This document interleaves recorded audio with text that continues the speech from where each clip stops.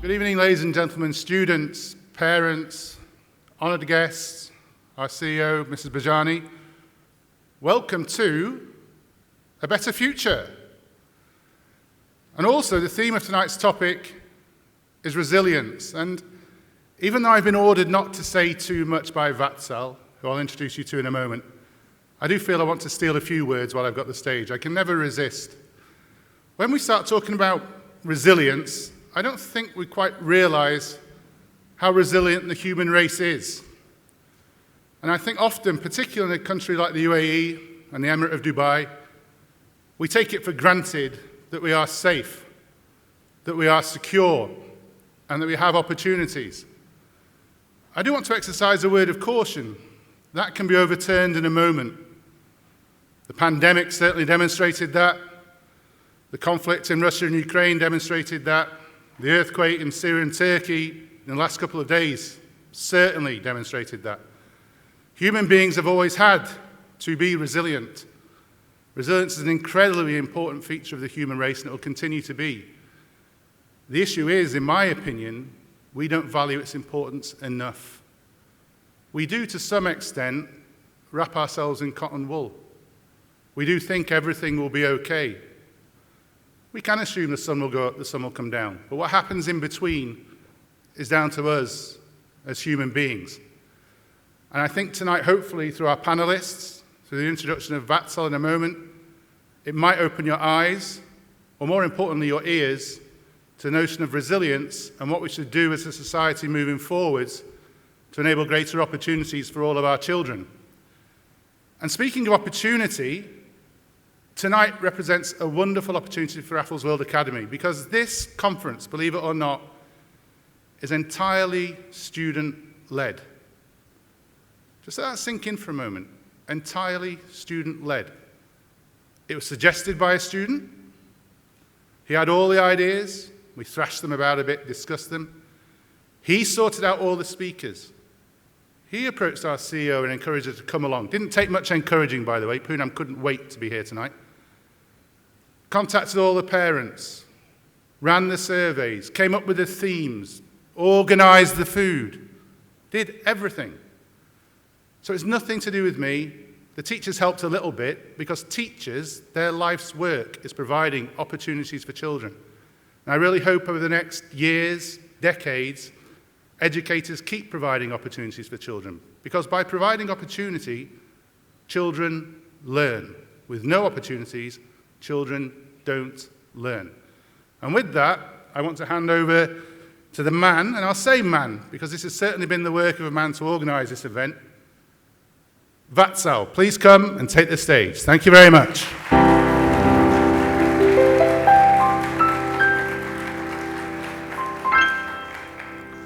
Thank you so much, Mr. Roberts, for those meaningful insights. We're so excited to have you all here today at this conference on resilience and business growth for a better future. At Raffles World Academy and IB World School, we believe in taking risks and initiatives beyond the scope of our study. And this event is one such challenge that I've taken upon as a service to give back to my community. My name is Vatsal Piyush Shah, and I'm your host for this evening. I hope this conference inspires ideas and discussions around the ways that we can make our community a better place. The event flow will consist of talks by speakers, then a panel discussion, and finally an opportunity for you to network over some refreshments. Let's dive into our first topic for this evening: the impact of resilience and how to remain prepared for the unpredictability of tomorrow. Success after failure and rising despite failing makes us resilient, and this is what we are here to learn today. I'm extremely delighted to get an opportunity to introduce the first speaker for today. She's the founding CEO of InnoVentures Education and has been involved in the inception and leadership of Dubai's most sought-after schools and nurseries. She holds multiple titles, from being recognized as the Education CEO of the Year, as well as the Indian Female Entrepreneur of the Year, to recently being honored with the Guinness record for the world's largest place exploration lesson. Here to discuss how learning from past is crucial to building a better future, please welcome Ms. Poonam Bhojani.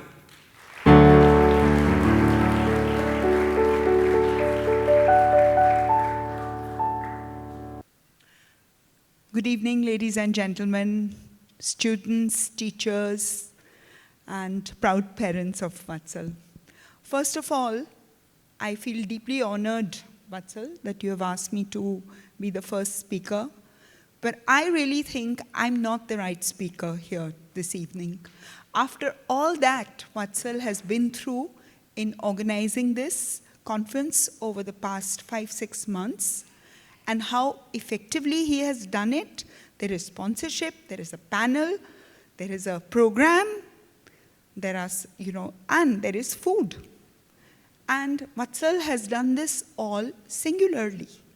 Yes, the school has supported him, but it really takes, a lot to organize all of this, and I deeply congratulate Vatsal and his proud parents for, the way this whole event has turned out. Well done.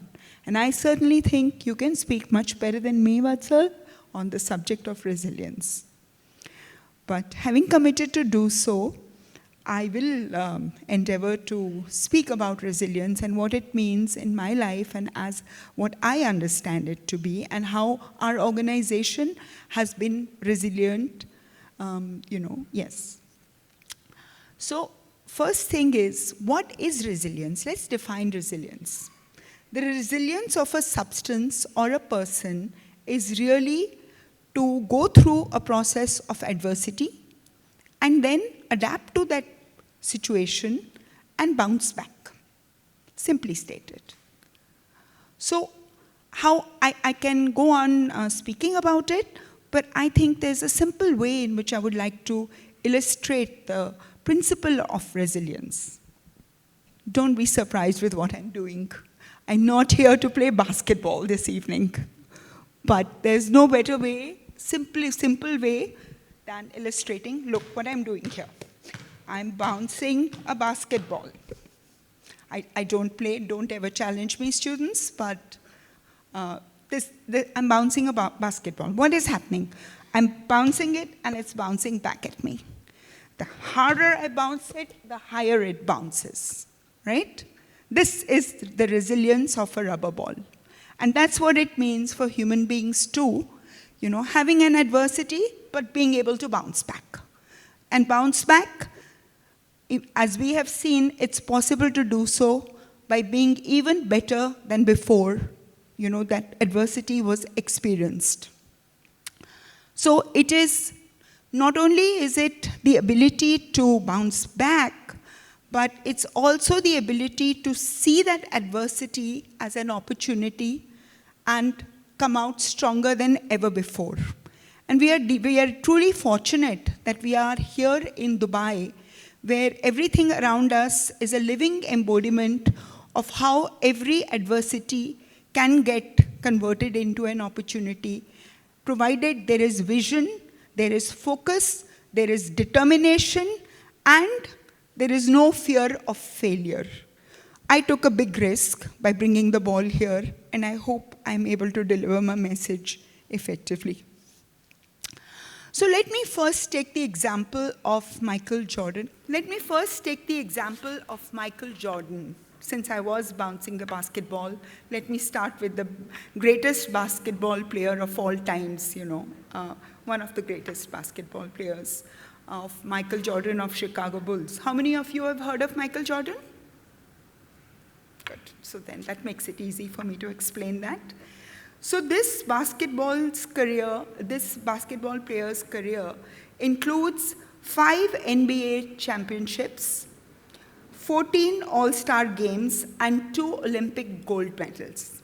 That is really, really, very, very commendable for anybody, That makes him the greatest basketball player of all times. But in 1978, when Michael Jordan was a 15-year-old player hoping to make it to his school team, in his varsity team, he could not make it to the team. He was not selected. He was 5'10", and he was not selected. He was absolutely gutted to learn that he was not selected. But he didn't give up his dream. He just at first he was very sad, he cried, he thought, what am I going to do? but then he decided, none of this. I'm going to just dream of seeing my name on the Veracity locker, on the school locker, being part of the team. Every team player was given a locker, and he just used to dream of having his name on that locker. With this dream, he worked very hard. He was known to practice day and night with his basketball skills, and within a year, he succeeded. And then from there onwards, his trajectory has been tremendous, and he ended up becoming a very, very famous and successful basketball player. But he did not give up his dream. He continued. The fact that he did not get selected did not put him back. He just continued, he persevered, and went on. Closer to home, let me give the example of Mary Kom. How many of you have heard of Mary Kom? Also, almost everybody. I'm really pleased to hear that. Born in a rural village of a very less developed part of Manipur, an eastern state in India, and born in poverty, with no access to any facilities, Mary Kom ended up becoming the most successful amateur boxing champion. And she's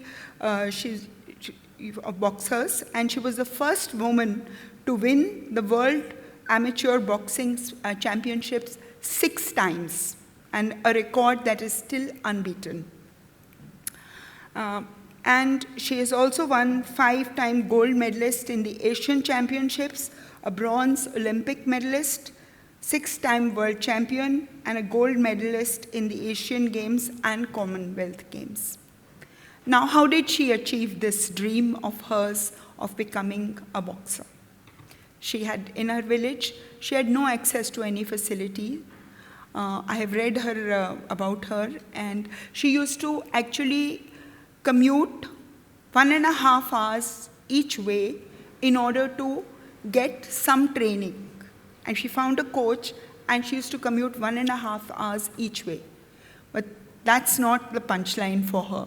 The punchline is that she had no transportation, no means of accessing. So she used to actually stand on the highway. She was very fortunate. She made connections with some truckers, and they would give her a lift back and forth on the highway. And that's how she managed to access a coach who would train her, and she ended up becoming the most successful world amateur female boxing champion of all times, till now. So again, it's that resilience, it's that perseverance, it's that determination, no matter what, I am going to continue to achieve my goal. That drove her, and she achieved. Now, let's take the example of Jeff Bezos, okay? And everybody knows Jeff Bezos? Founder of Amazon, who here has not shopped on Amazon to date? Okay, that makes my point. Now, he also, for a long time, for the longest of time, was the world's richest person, and he had an ordinary upbringing and was not a privileged person in any way. He did end up going to Princeton University and did very well in academics from there, but it was his obsession with the internet that led to his success. As the internet became more and more prevalent, he decided that the internet would be the next best big marketplace, and he did research. He prepared carefully, he did research, and through the process of research and elimination, ended up choosing books in the first phase as what he would set up Amazon to do, to sell books online. He did that, and he was obsessed with one matter, which was the customer experience. He was obsessed with that, with this vision of using the internet for commerce and for selling books. He persevered, and he 1997, I think it was, that he turned public. The Amazon company, which was founded a few years ago, but had grown very rapidly, went public. But for 5 years, they did not make any profit. So they had borrowed money from the market, but they were not making profit for 5 years. And he persevered, he continued, he kept tweaking his strategy, he was flexible, he moved forward with his vision, with a fantastic group of people, and finally achieved in making Amazon as the most successful online company that the world has ever experienced, in e-commerce. So once again, it was a small dream, a focused obsession, and some careful planning on the line, and he achieved his goal of making Amazon the successful company that it was. So one of the key lessons he says is that success can come through iteration, invention, launching, reinvention, relaunching, then starting over, rinsing, repeating again and again. So embedded in this whole quotation from him is this notion that success doesn't happen overnight. Failure is part of success, and we should not give up with any failure and stay focused on our goal. Following this, we have the example of Nelson Mandela. Everybody here would have heard of Nelson Mandela as well, I'm sure, who South Africa, the president of South Africa, and his dream was to have a free South Africa and a world without apartheid. He spent 27 years in prison, but he never gave up his dream of having a free world with no apartheid. And what he said, one of his main lines, what he has said is, "Don't judge me by my successes, but judge me by how many times I fell down and rose again." And with 27 years in prison, he still achieved his dream and was then the first president of Free South Africa from 1994 to 1999. Next example I would give is that of Thomas Alva Edison. Now, Thomas Alva Edison, was the greatest inventor of all times and invented the light bulb back in the 19th century. But his life, it was not like that. He didn't start in that manner. There's a story about him that he was in school, and one day he came home and gave a letter to his mother, and his mother read the letter and said, so he said, "What is written in the letter from school?" So his mother said, you're so much of a genius that really the school cannot teach you. They cannot teach you any longer because they don't have teachers who are good enough to be able to teach you. And so we're going to continue your education at home. And his mother taught him at home. Long time later, when he had, the light bulb had been invented and everything, he opened his cupboard and found that letter lying over there. And he opened it, and what the letter really said was that your child is not mentally stable from the school, your child is not mentally stable, and we are not going to be, continuing with your child in school. His mother hid that from him. She believed in him, and he believed in himself, and he continued. He had over 10,000 failures to his credit, but when he was questioned about that, 10,000 times that he tried to, do something notable, when he was questioned about that, he said, "It's not that I failed 10,000 times. I have now learned 10,000 ways of not achieving what I wanted to achieve, but I did find that one way of achieving what I wanted to achieve as well." So he never gave up. And in life, the difference between champions and those who do not succeed is actually very thin. People who don't give up end up becoming champions. So these are just some very visionary examples that have influenced me and my thinking over the years as we have evolved. people who are successful. And now coming to our story of InnoVentures education and relating that to resilience. I think the first thing I would say is dare to dream and dream big. It's very important to have that dream and to have that goal and to stay focused on that goal. And if I look back 15 years ago, I would be very nervous addressing a set of people, a crowd as large as this.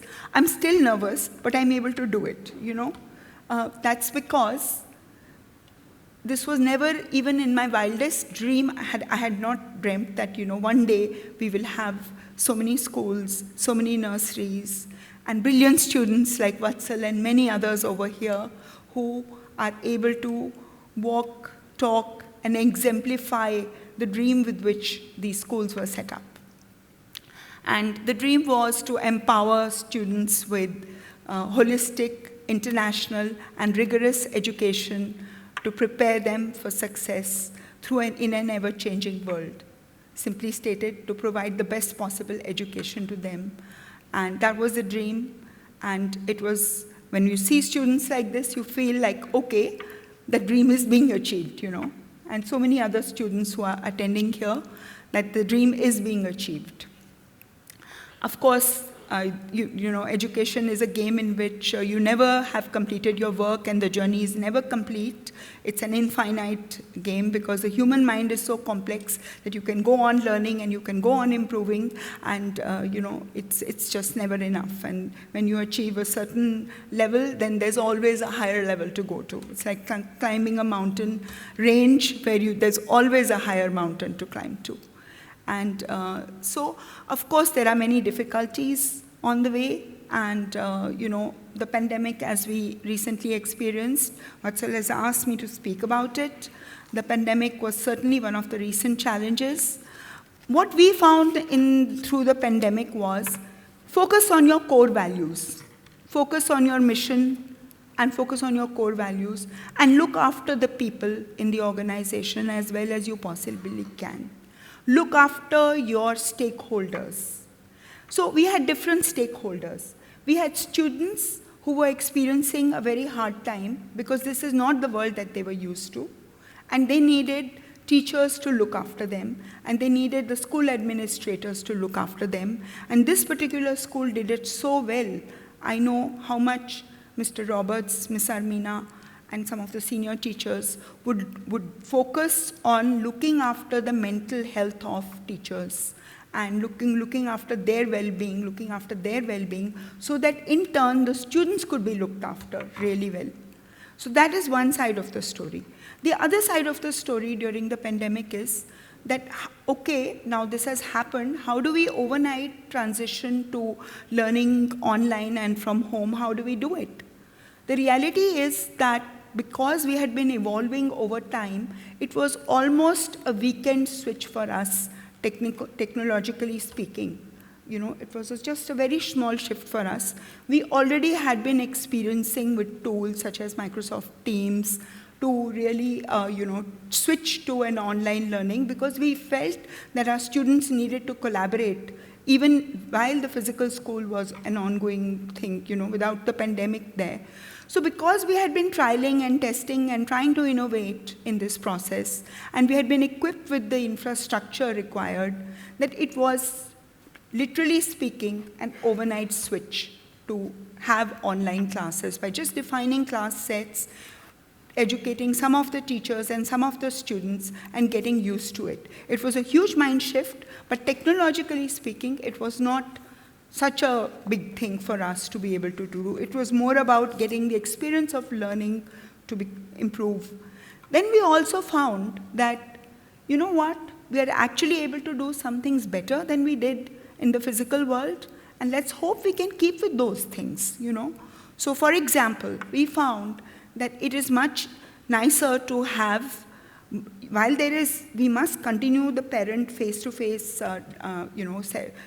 the contact with parents face-to-face, it's actually so quick if we can just get a parent online on Teams, and it's so easy to get an appointment even parents found it so easy to get an appointment with the teacher. And I think if this tool is used effectively, it can lead to a much better parent and school contact, communication, and it's much better for the child that, we can have this online.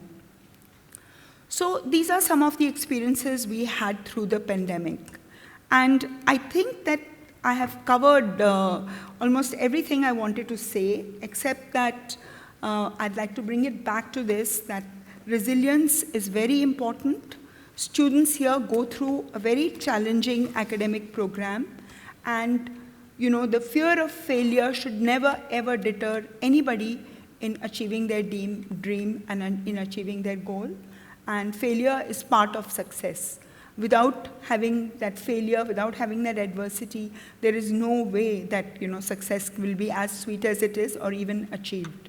And we saw that even in this country, where initially through the pandemic, the economy went down, everything went down, and the rulers of this country that we are so proud to call home are so visionary that they actually turned this adversity into an opportunity for Dubai, and Dubai has proven itself to be so resilient. And learning from this experience, each of us can, also in life, learn this, what made Dubai so resilient, and imbibe lessons from that. So with this, I'd like to thank you. Thank you very much, Vatsal. Thank you so much, Ms. Bhojani, for that amazing speech. I'm sure we all have gained some valuable insights into not just being resilient in business, but also in life. We're now open to a Q&A session. If anyone has any questions, they may ask Ms. Bhojani, and she'll be happy to answer. Hi, I have a question. Recently, there has been a rise of text-based AIs that can do a lot of work for the students. In the future, how would schools work with or around these AIs to ensure that students are truly learning? Very good question. With ChatGPT raging, the popularity of ChatGPT raging, I know where that question comes from. I think the human mind is smarter than any AI technology. And I think we will certainly need to find ways of coping with this. While it can be ChatGPT and tools like AI-based tools are very effective for learning, already there are methods in which the human mind is able to, track how whatever has the piece of work has been done. So I have no doubt that the human mind will finally win over any AI matter. Yeah. Thank you. Because it is the human mind that creates that AI.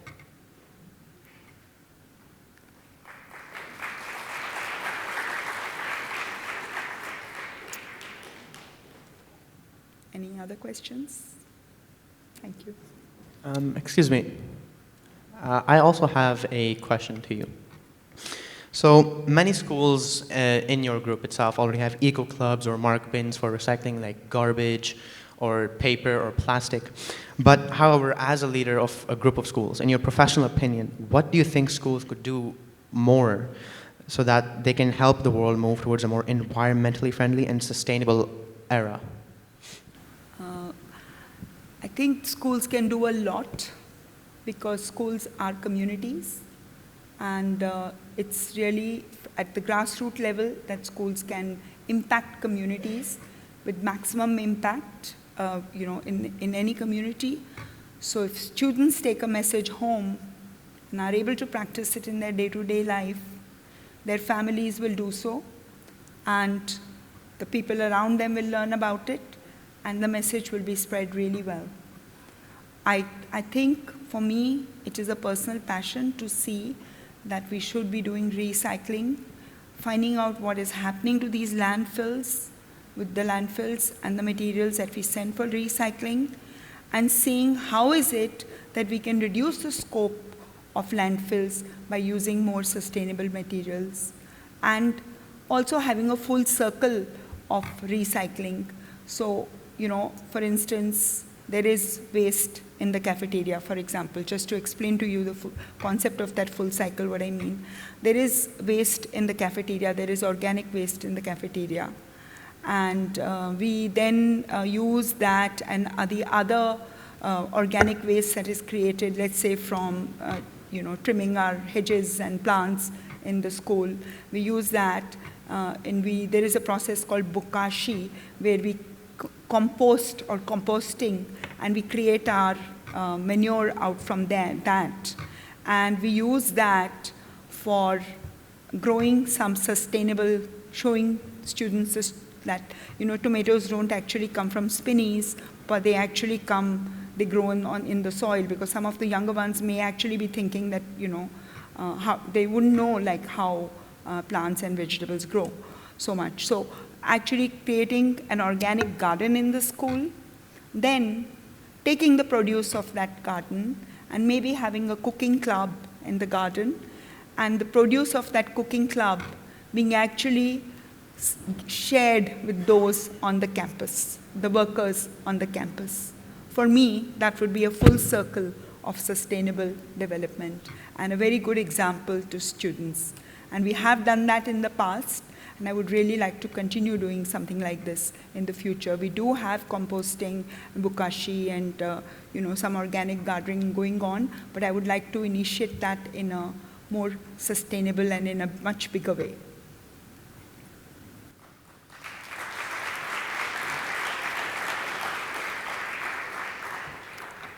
Thank you so much, Ms. Mojani, for those very insightful answers. And thank you for your time and your very wonderful speech. Thank you. We will now be moving on to the next speaker for today. I'm honored to introduce the second speaker for today's conference. He's the CEO of Apparel Group and has been with the company for 22 years. Apparel Group caters to shoppers through more than 150 stores and 75 plus brands. He has spent more than 26 years in the UAE with a vast experience across various domains. He is an alumnus of Harvard Business School and the University of London and has been awarded various industry titles like the Best Fashion Lifestyle CFO Award and the World's Greatest CFO Award by Asia One. Here to speak about how past mistakes are a doorway to creating a memorable future. Please welcome the man himself, Mr. Neeraj Tekchandani.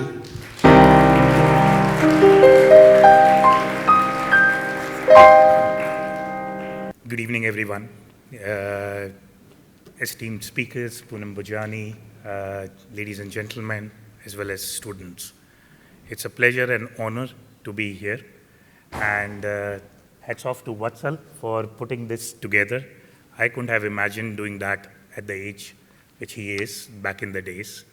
But it's a truly honor to share some of the insights from the Apparel Group during the COVID period and how, so Poonam, I very well remember this thing, so never let go of a good crisis. So there is always an opportunity in every adversity, and you should make the best use of it. And I'd like to show you some of the things that we did at the Apparel Group. Who we are, so Apparel Group today stands with 78 odd international brands with 2,000 plus stores across 14 countries. And last year we had over 197 odd awards.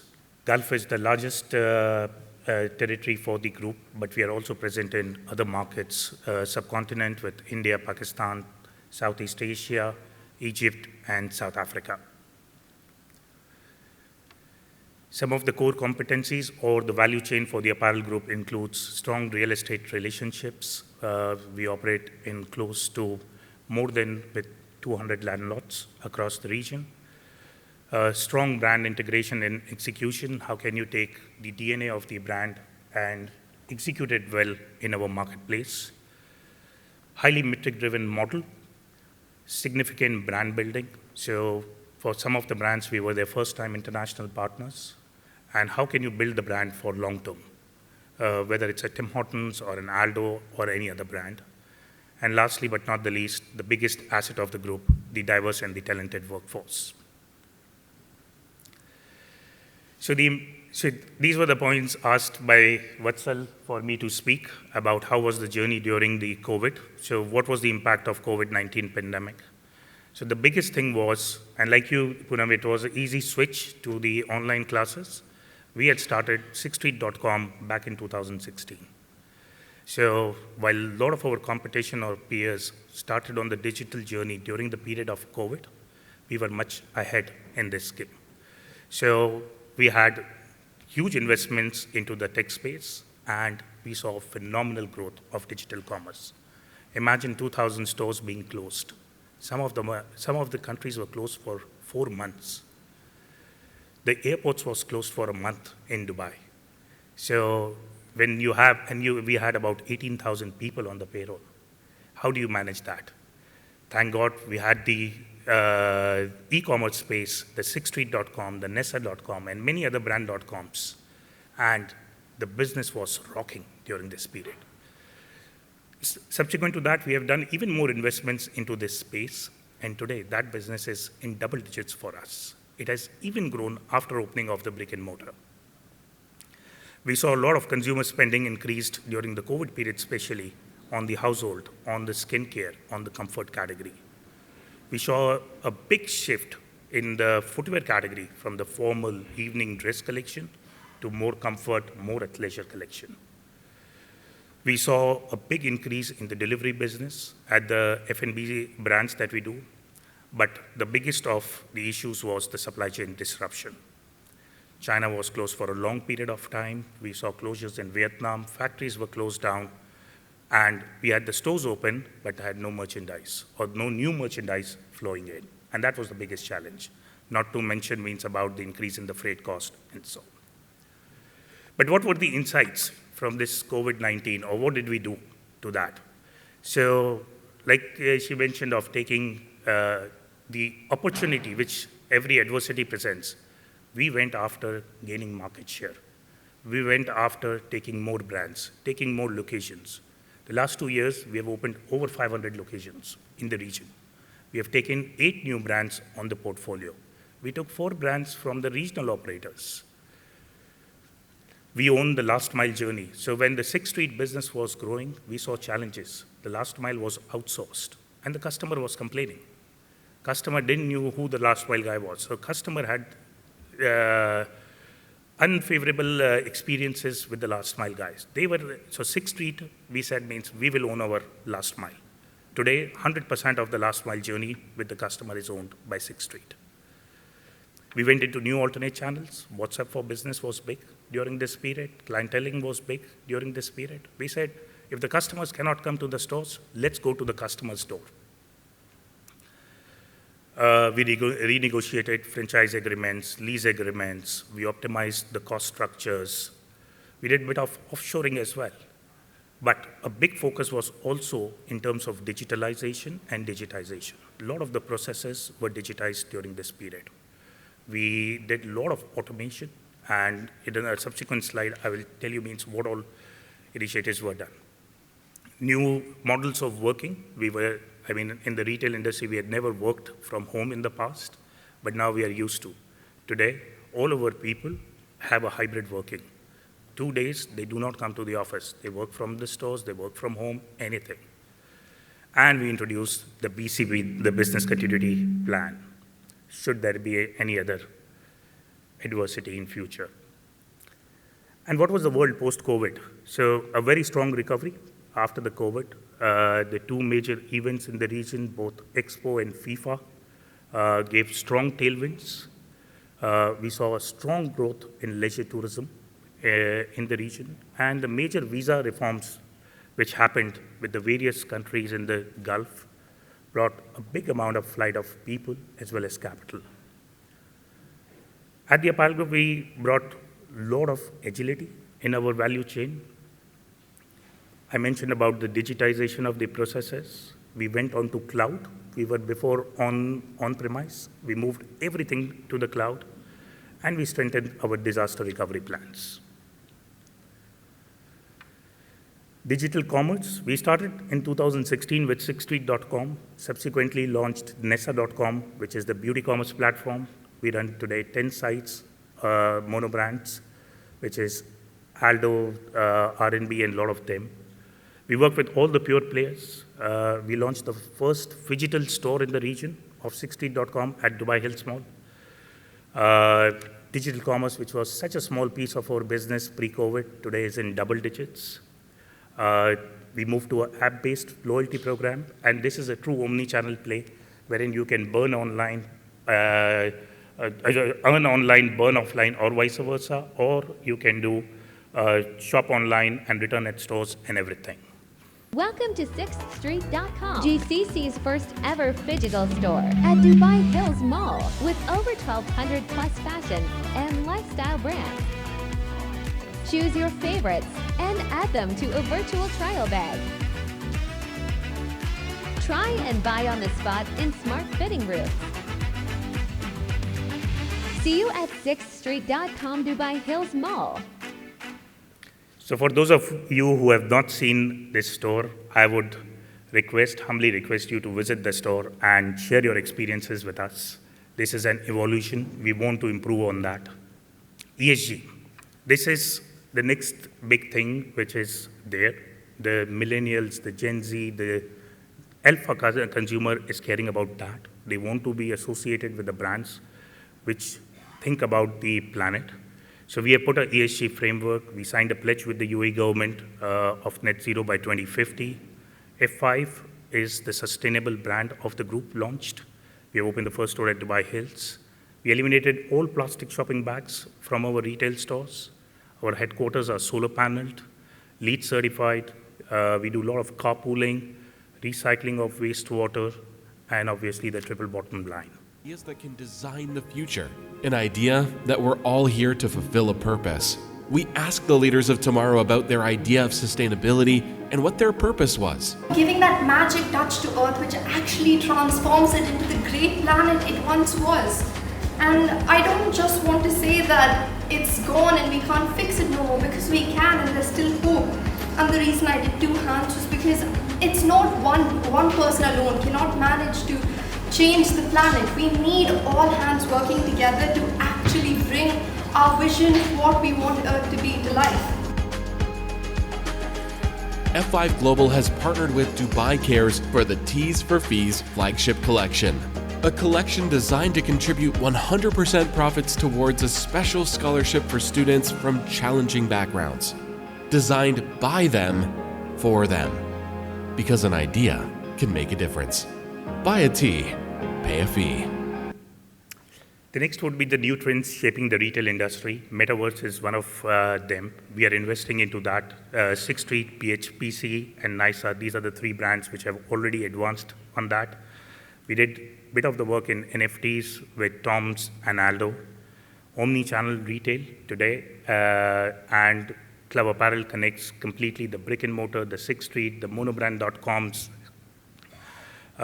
We've seen evolution of value brands into the market. Shein from China does a big business into this market. We've seen big focus on the ESG. We've seen also the big focus on stores of the future. Experiential shopping is something which is getting big. And 6thstreet.com is a step in that direction. We've seen growing trends with athleisure, casual, and comfort category, and AI and ML coming into the mainstream. In terms of the portfolio diversification, at the apparel group, we went into the F&B segment. We have big focus on developing our own private labels. We launched our own department store. We did few joint ventures. NISA is one to watch, which is with Nykaa from India. And we entered new market during this period in Libya. In terms of the technology, these were the initiatives done during the period of COVID. So we invested into Invent Analytics for machine learning-based transfer and price optimization, cloud adoption with Oracle, HCM app with Oracle. We moved to mobile point of sale with all our new stores. We also did self-service checkout kiosks with BBZ. We did our retail operating system completely digitized with Sellerware. We launched our digital learning course with Exonify and automated the vendor portal and also a lot of automation in the DC. I'll skip this one in the interest of time. And on the last thing, learning and development, this is a big area of focus for the group. We invest a lot in terms of learning and development of our people, the senior management team, whether it's the courses at the HPS, LBS, and so on. Exonify, we have a huge training academy both here in UAE and Saudi, and there is a career progression and a career map for each and every individual at the apparel group. Thank you.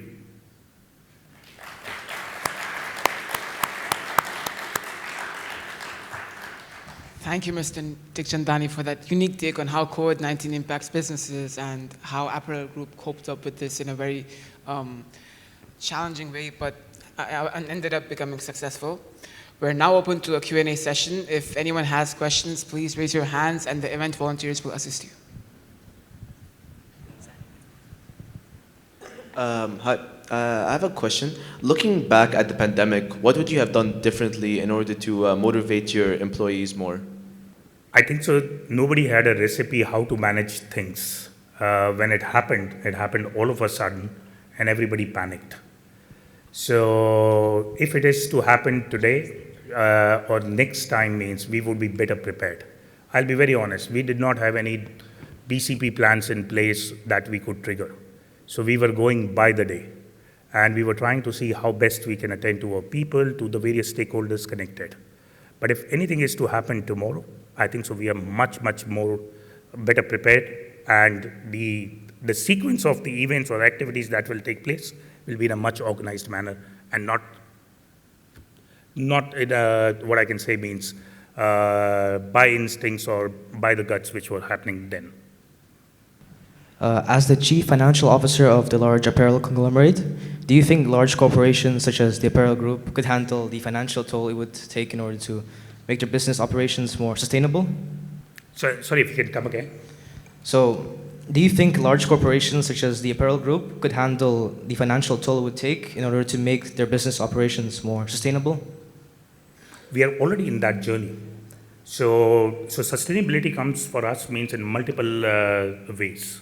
So if you would have seen the ESG framework which I showed, so there are 3 pillars to that which we are focusing. So one is obviously the product and the customer segment, in which we are working a lot. F5 is one of the introductions. All the brands have got a separate collection line. LC Waikiki does, LCW Green, and so on.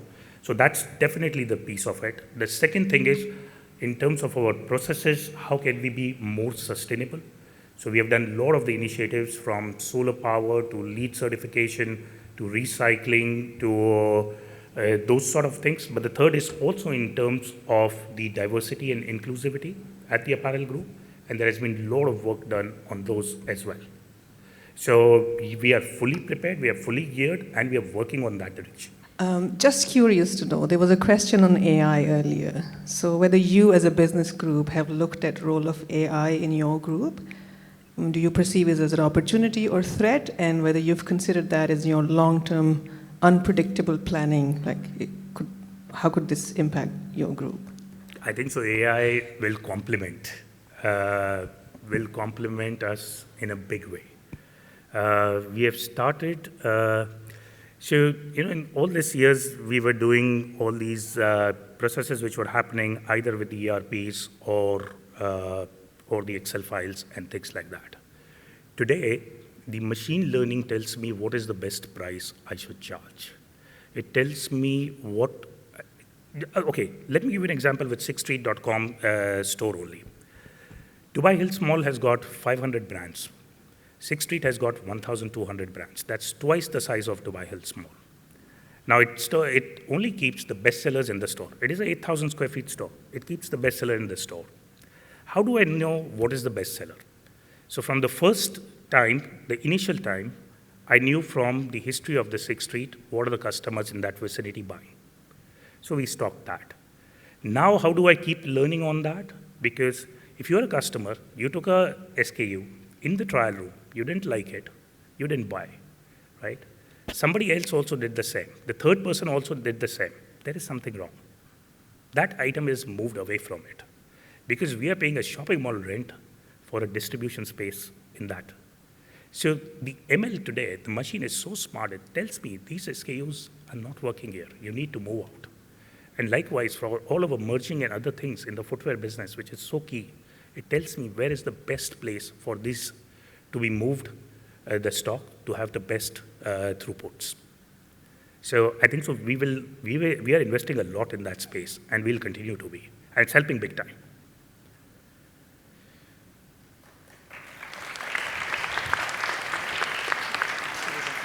Thank you so much, sir, for that very, very beautiful initiative. I really appreciate your presence over here. Thank you for the speech. Vatsal, we have just one last question. Should we? Sorry.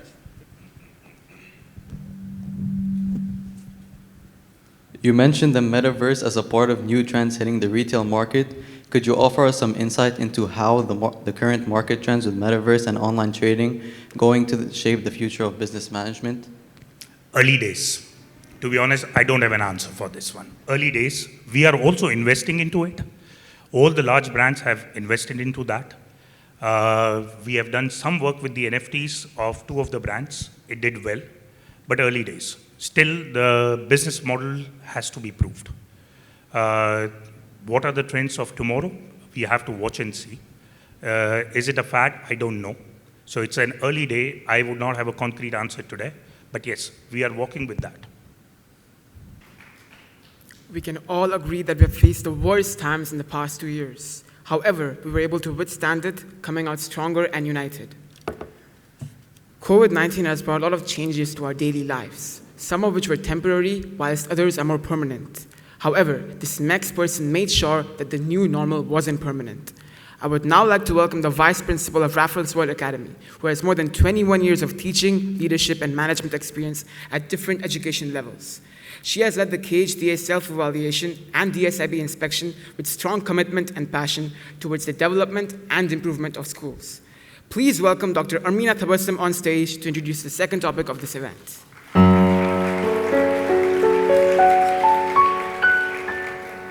Good evening, everyone. Firstly, I would like to thank Vatsal for organizing this great conference and inviting me to introduce the second topic for this evening and share my thoughts on the impact of COVID-19 on education and different industries and how we coped with it.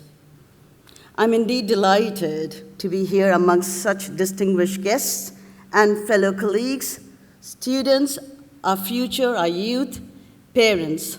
Thank you very much for joining us. COVID-19. Now we're all too familiar with that phrase and the impact it had on the world. Yet, I remember when I first heard the phrase of COVID-19, I barely paid any heed. It seemed far away, remote, something that would come and pass. If only that was true. In an incredibly short time, the world was thrown into turmoil. Countries, cities, families had to change and adapt almost overnight. The lives of so many highly intellectual and knowledgeable people who contributed to the different sectors of the society were lost. This was the greatest setback for us. The education sector was not immune to this. Almost instantly, schools had to adapt to survive. And survive we did, because we are survivors.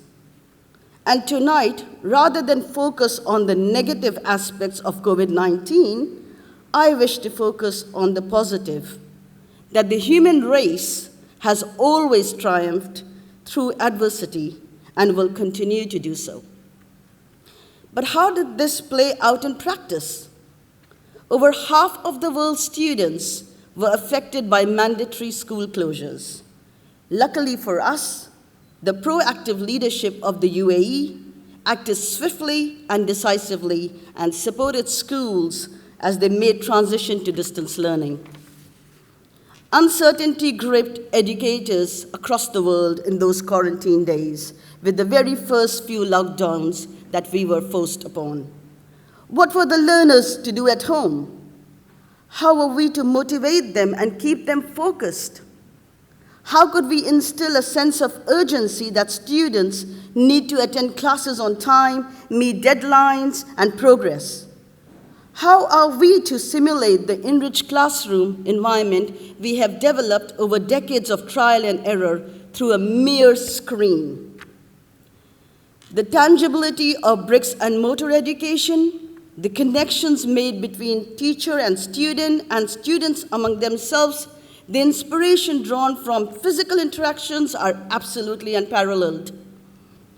As we attempted to recreate the environment through online means, the more we realized what a blessing our school environment was. While we are in the UAE, had a very difficult, albeit challenging experience in terms of online learning opportunities, we must acknowledge how devastating the impact of COVID-19 on children's education has been across the world, especially in many under-resourced communities. Not being able to go to school directly impacted the nutrition, mental and physical health, and social development of children. For our part, we witnessed the crisis and confusion that came along with limited or no social interactions, impacting across all ages, particularly our very young ones. For many months, the playgrounds and friends they took for granted were no longer accessible. Smiles were hidden behind masks. The fear of infection constantly bombarded us. And the fact that so many of us expat families in countries far more worse faced the onslaught of bad news was among the hardest scenarios we faced in 2020. At this point, I must praise the spirit, the resourcefulness, the dedication, and grit of our wonderful teachers, not only at Raffles World Academy, all across the world. They were superstars. The working practices were utterly changed at a stroke, yet they rose to the challenge. They enabled the children to flourish under the most trying of circumstances. They prevailed. This was also true for other industries. Society recalibrated the value they placed on key sector of industry, doctors, nurses, emergency services, along with educators. These are our real heroes. I only hope the society remembers and values the contribution as we move forward. The pandemic adversely affected many industries across the world, and we've already heard a few examples. The dynamics of demand and supply changed in nearly every industry essential to a modern societal function, jeopardizing the availability of services and products we had always taken for granted. As international trade and commerce channels steadily decrease, we saw recessions worldwide, some of which are ongoing. In our case, COVID-19 enabled the RWA community to become stronger, once more triumph through adversity. Today, I am in awe that we made it happen. Yes, this was a learning process for us all, filled with trials and errors, and yet we saw so many minds come together to resolve these challenges in the fastest way possible. We realized that the most important things we have are our health and our people. If we lose our people, then we lose our strength. Everybody came together, we developed a vaccine, we decided that life had to go on. In the era of the internet, schools closing did not mean an end to education. Offices closed, but the work continued. The fact that millions of people came together and actually created something viable and efficient so that others could still see hope in their lives, even in a situation that itself was pretty hopeless, was proof of human resilience. Per ardua ad astra, through adversity to the stars. Thank you very much. Thank you so much, Dr. Amina, for that introduction. We'll now be moving on to the third speaker for today's evening. We'll now be moving on to the fourth speaker for today. When I first met the next guest speaker, he left an impression on me with his enthusiastic attitude. I was fascinated by how he tries to read at least 2 biographies every week and is very knowledgeable about the current global affairs. Not only that, but he also takes out 15 minutes of his morning for meditation and does all of this whilst operating 3 businesses, such as the Italian Footwear Academy, wherein he passed his legacy and passion by giving free masterclass courses online. Here with us today to share his take on the COVID-19 impact, please welcome Mr. Rafael Loria.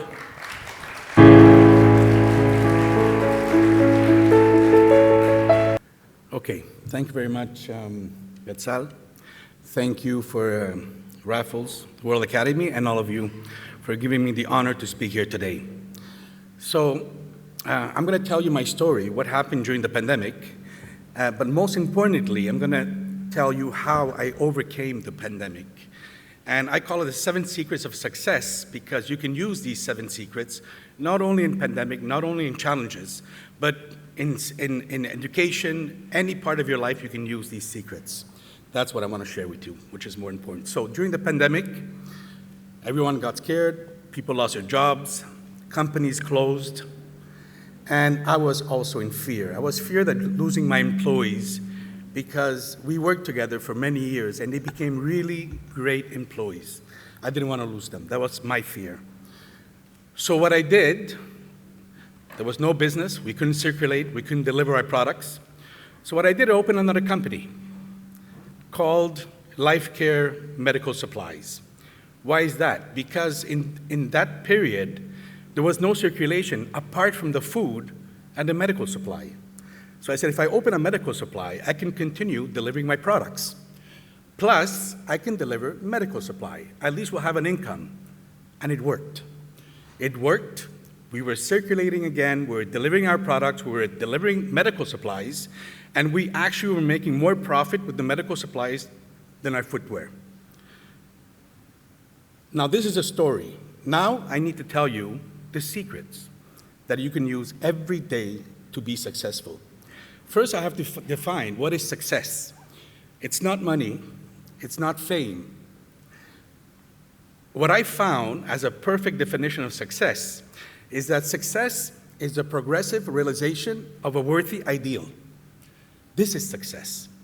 It could be a housewife. That's what she wanted to do. She's happy. It could be a teacher. That's what she wanted to do. She's happy. I'm successful because I'm doing what I wanted to do. So I am successful in what I'm doing. Anybody can be successful. Now the phrase says, progressive realization of a worthy goal or a worthy ideal. It's the same thing. That means that you don't need to reach your goal to be happy. It means you're happy now because it's a progressive realization, not reaching. It's not the destination, it's a journey. And you've heard of that before. So that is success. So, secret number 1, everyone knows you need a goal. Imagine playing football. There's a big place to play football. There's players. You throw a ball, but there's no goalpost. They'll go round and round. They don't know where to go. To make a score, not to make a score. Exactly the same thing as you have your family and you're going on a trip, family trip. But you have no hotel booked. You have no place to go. You go in the car. You're full of luggages, and you're just traveling nowhere. You need a goal in everything. We use it when we watch games, we use it in many things, but we don't use it for ourselves. Now, there's a difference between goal and your purpose in life. Everyone always asks themselves, what is my purpose in life? This is a big question, very big question. What is your purpose in life? So I'll give you an example. We have a mechanic. He has customers coming in. His goal is to make as much money as he can. So what he's going to do, he's going to take as many customers during the day, and then maybe the brake oil, he's not going to change it, or he's going to put something old. The oil is not going to change, so he's going to be making money. That's his goal, but it's not a purpose in life. Let's compare that to this other mechanic. This other mechanic, when he sees a customer coming in, he sees a father, he sees a brother, he sees a sister, a mother. So his purpose in life is to make sure that that vehicle, when it leaves his office, that person will be safe. That person will be traveling home safe. So he has a goal and he has a purpose in life. So which one of the two is going to be more successful? The one that has a goal and a purpose in life. Now we have our goal. You need a plan. Everyone talks about plan A, plan B, plan C. There's no plan B. There's only one plan, plan A. Because plan A is what you want to do. You want to be happy if you succeed in plan A. Plan B is just plan B. You will never be happy. So you have to go towards plan A, and you have to be sure of yourself. In the sense, if you focus on plan A, you will succeed. Having no plan is planning for failure. So you have a plan, or you're planning for failure. If you have a plan, great. If you don't have a plan, make a plan. Whether it's in your studies, even in studies, you need a financial plan. Who's going to pay for my studies? Who's going to pay for university? Who's going to pay for the college? It's going to be your parents. Well, you have to discuss with them. Financial plan. You need good grades. You have to prepare a plan how to reach good grades to be able to go to university. So in whatever you do, you need a plan. So we need a goal. After that, we need a plan. But having a plan is not enough. We need to take action on that plan. If you make a great goal, great plan, and you put it in your drawer, it's going to stay there. So you need to take action on that plan. You need a positive mind.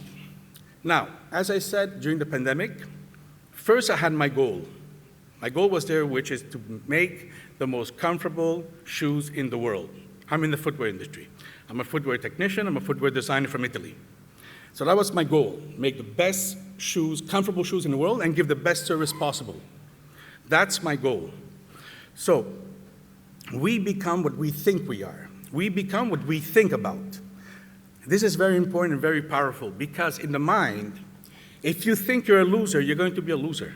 If you think you're a winner, you will become a winner. Your mind is incredibly positive, incredibly powerful. But the problem is we watch too much news, there's too much gossips, there's too much negativity, so your mind becomes clustered. Like a room. If you have a room which is full of clusters, what's going to happen? When you go to study in that room, you can't study. You can't find your notes, you can't find your books, you can't find anything. You need to clean your room, you need to clean your brain, and bring only positive thoughts in your brain, and that's going to push out the negativity. Secret number 4, specialized knowledge. Learning starts when school ends. School is very important because it gives you general knowledge. So that general knowledge you will bring for the rest of your life. But that's not what you want to do. That's why they give you general knowledge in schools, because it gives you a general knowledge, and then you choose what's your direction. My direction was footwear technician, footwear designer, Italian designer. Someone else could use a different specialization, but you cannot be jack of all trades. You need to specialize. You need to have a plan A, go in that direction, and specialize yourself. You want to be a doctor? Be a specialized doctor. You want to be a mechanic? Be the best mechanic that exists. Whatever you do, try to be the best.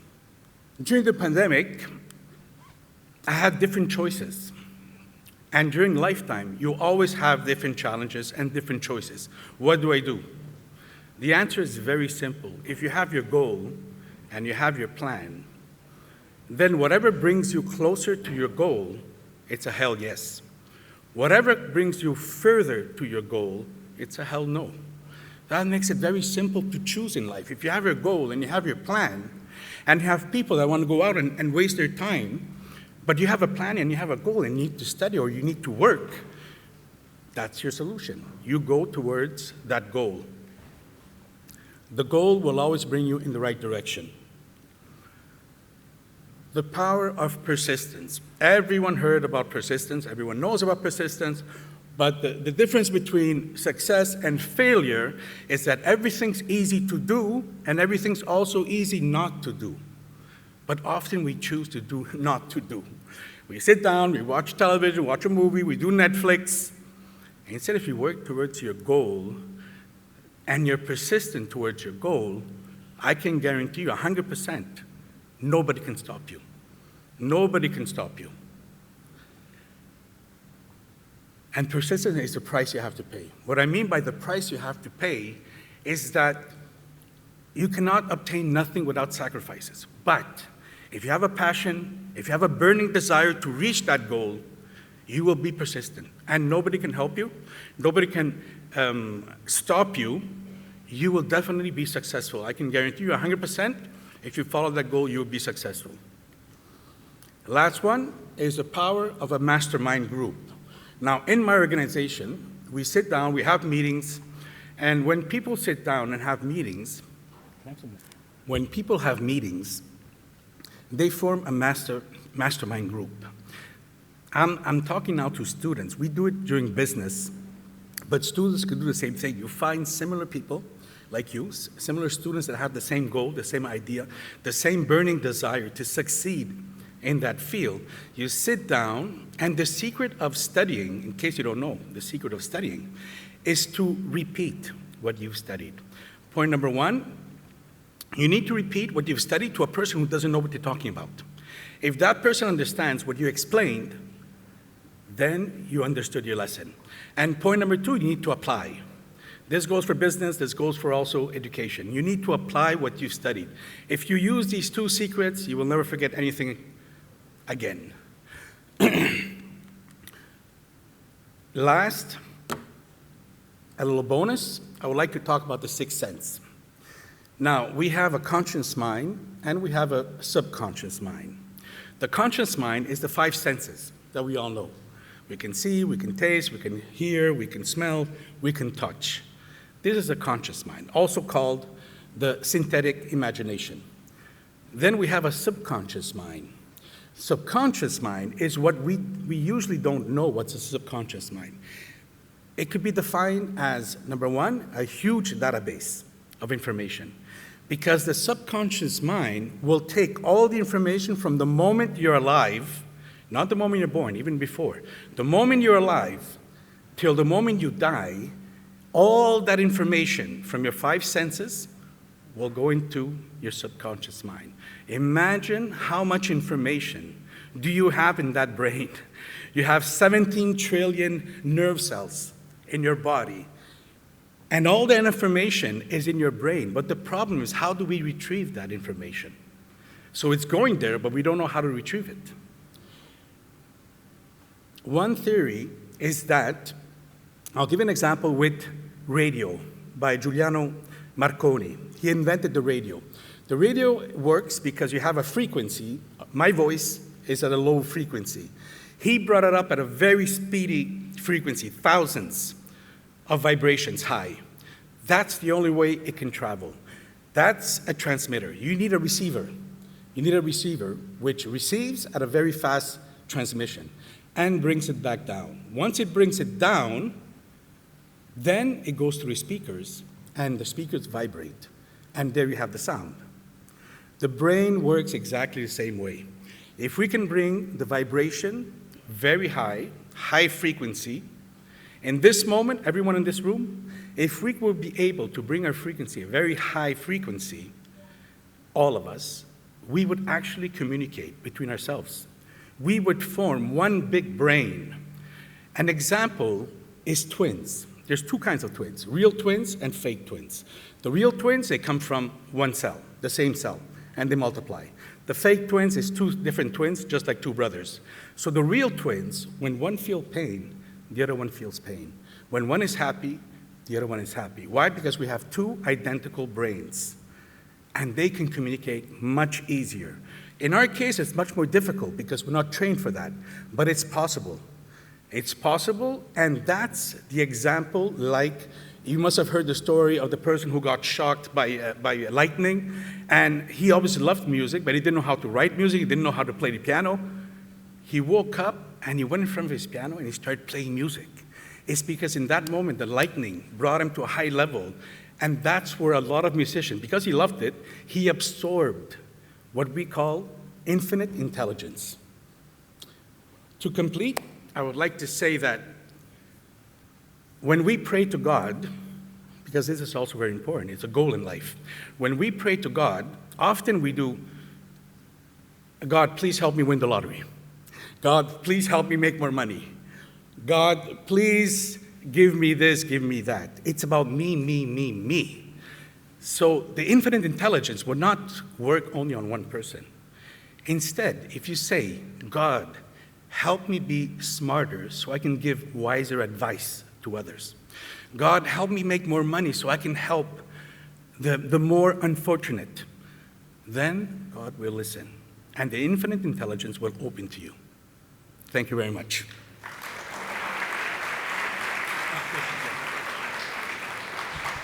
Thank you so much, Mr. Loria. I actually got goosebumps during your speech. Thank you. I feel that if our students absorb whatever you told us, they should become successful entrepreneurs in the future, successful people in the future. And I really encourage my students to just really absorb in whatever Mr. Loria has said. And If really, they apply, they will. yeah. Unfortunately, not everyone applies. It's easier not to do than to do. Yes. Now we're open to a Q&A session. If anyone has questions, Yes, please. Hello. Thank you so much for such a beautiful Thank you. speech. I have a tiny question. What is your vision for the future of Italian footwear solution? Well, my vision and my goal is, as I said, my goal is to make the most comfortable shoes in the world because I believe happy feet equals happy people. So I want to see a lot of happy people. I love to see happy people. So I would like to open retail stores worldwide. This is my goal and my future. Me with my entire team, we're thinking of the same goal. Perfect. Thank you.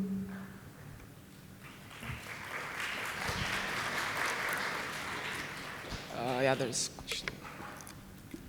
Thank you very much. I found a lot of content in that, what you just shared. Thank you. If you could summarize in one word for all the youngsters out here and us, what, according to you, is a pivotal quality which separates people who pick the breakout successes from the rest? That one single quality from your point of view. Yes. Don't think of yourself, think of others. Whatever Love you it. do it for others.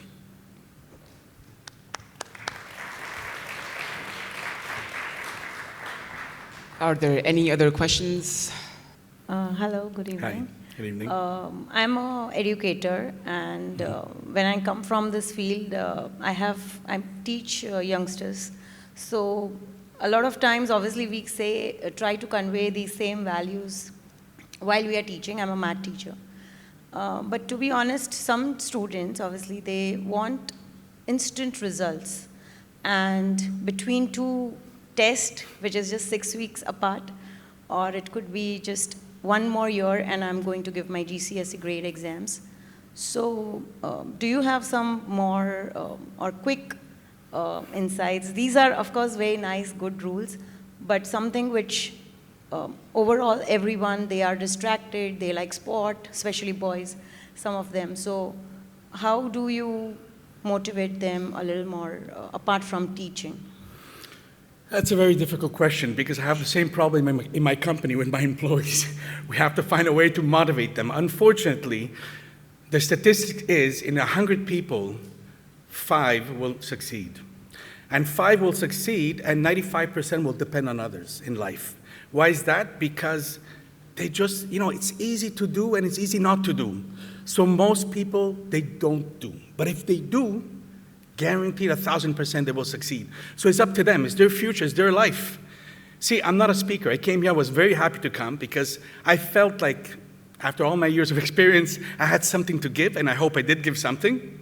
So that's why I'm here. But if people are not listening, not only to me, to everyone, if they're not listening, there's nothing much you can do. You have to persist, definitely. With my team, I continue to persist, and I succeeded to form a very good team because now they're seeing the results. They're seeing things happen. So this is important. You have to persist. You have to love what you're doing. You have to insist. And if they don't want to listen, you can't do more than that. You've tried.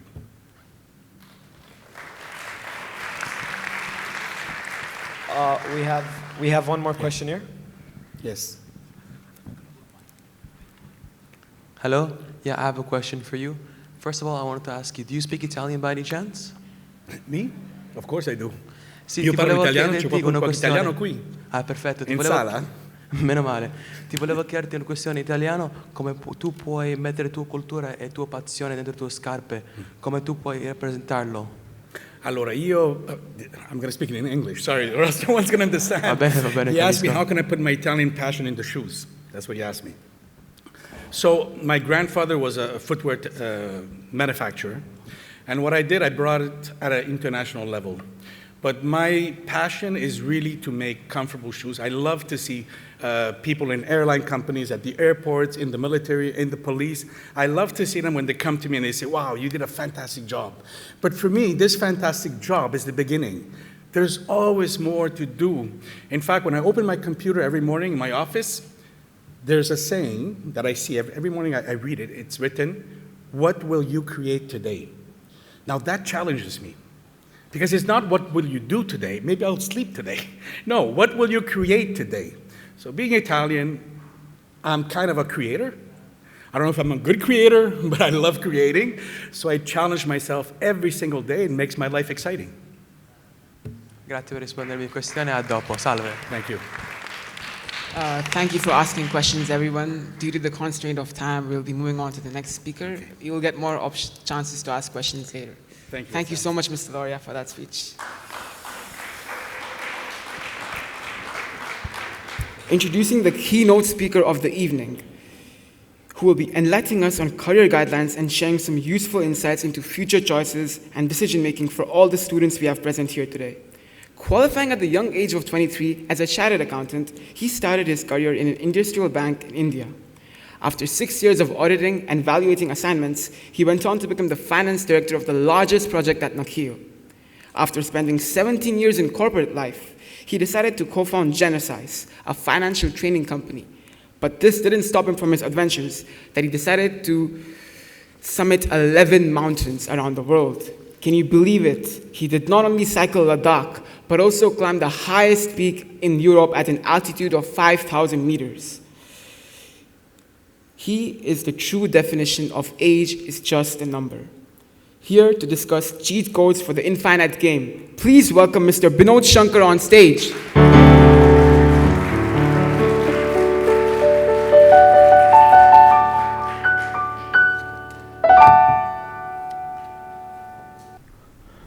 Little story of how I became the keynote speaker. So Watson looked at my bio and he looked at all the categories, resilience, sustainability, COVID impact. He said, you don't belong anywhere else, I'll just stick you in a title called keynote speaker. And that massaged my ego. And I said, yes, I'll come, definitely, yes. So today I'm not going to talk about, I'm just kidding, by the way, just joking. I'm not going to talk about ChatGPT or artificial intelligence or TikTok or anything else. I'm going to talk about resilience and something bigger, because I have discovered in my 30-year career that life is full of infinite opportunities, which is very exciting, right? It is uber exciting.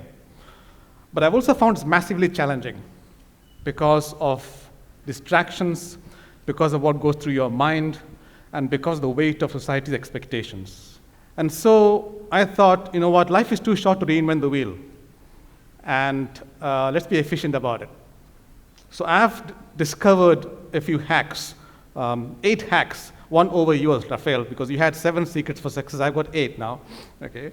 8 hacks I thought I should share with you, especially students who find it insightful, and to make your life easier. I normally share this with my executive coaching clients, and the underlying theme here is resilience, right? So here we go, yeah?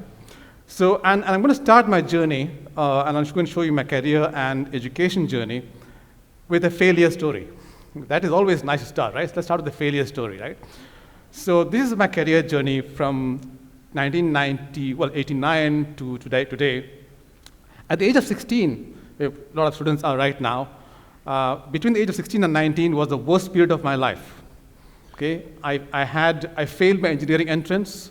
I failed my MBA entrance twice.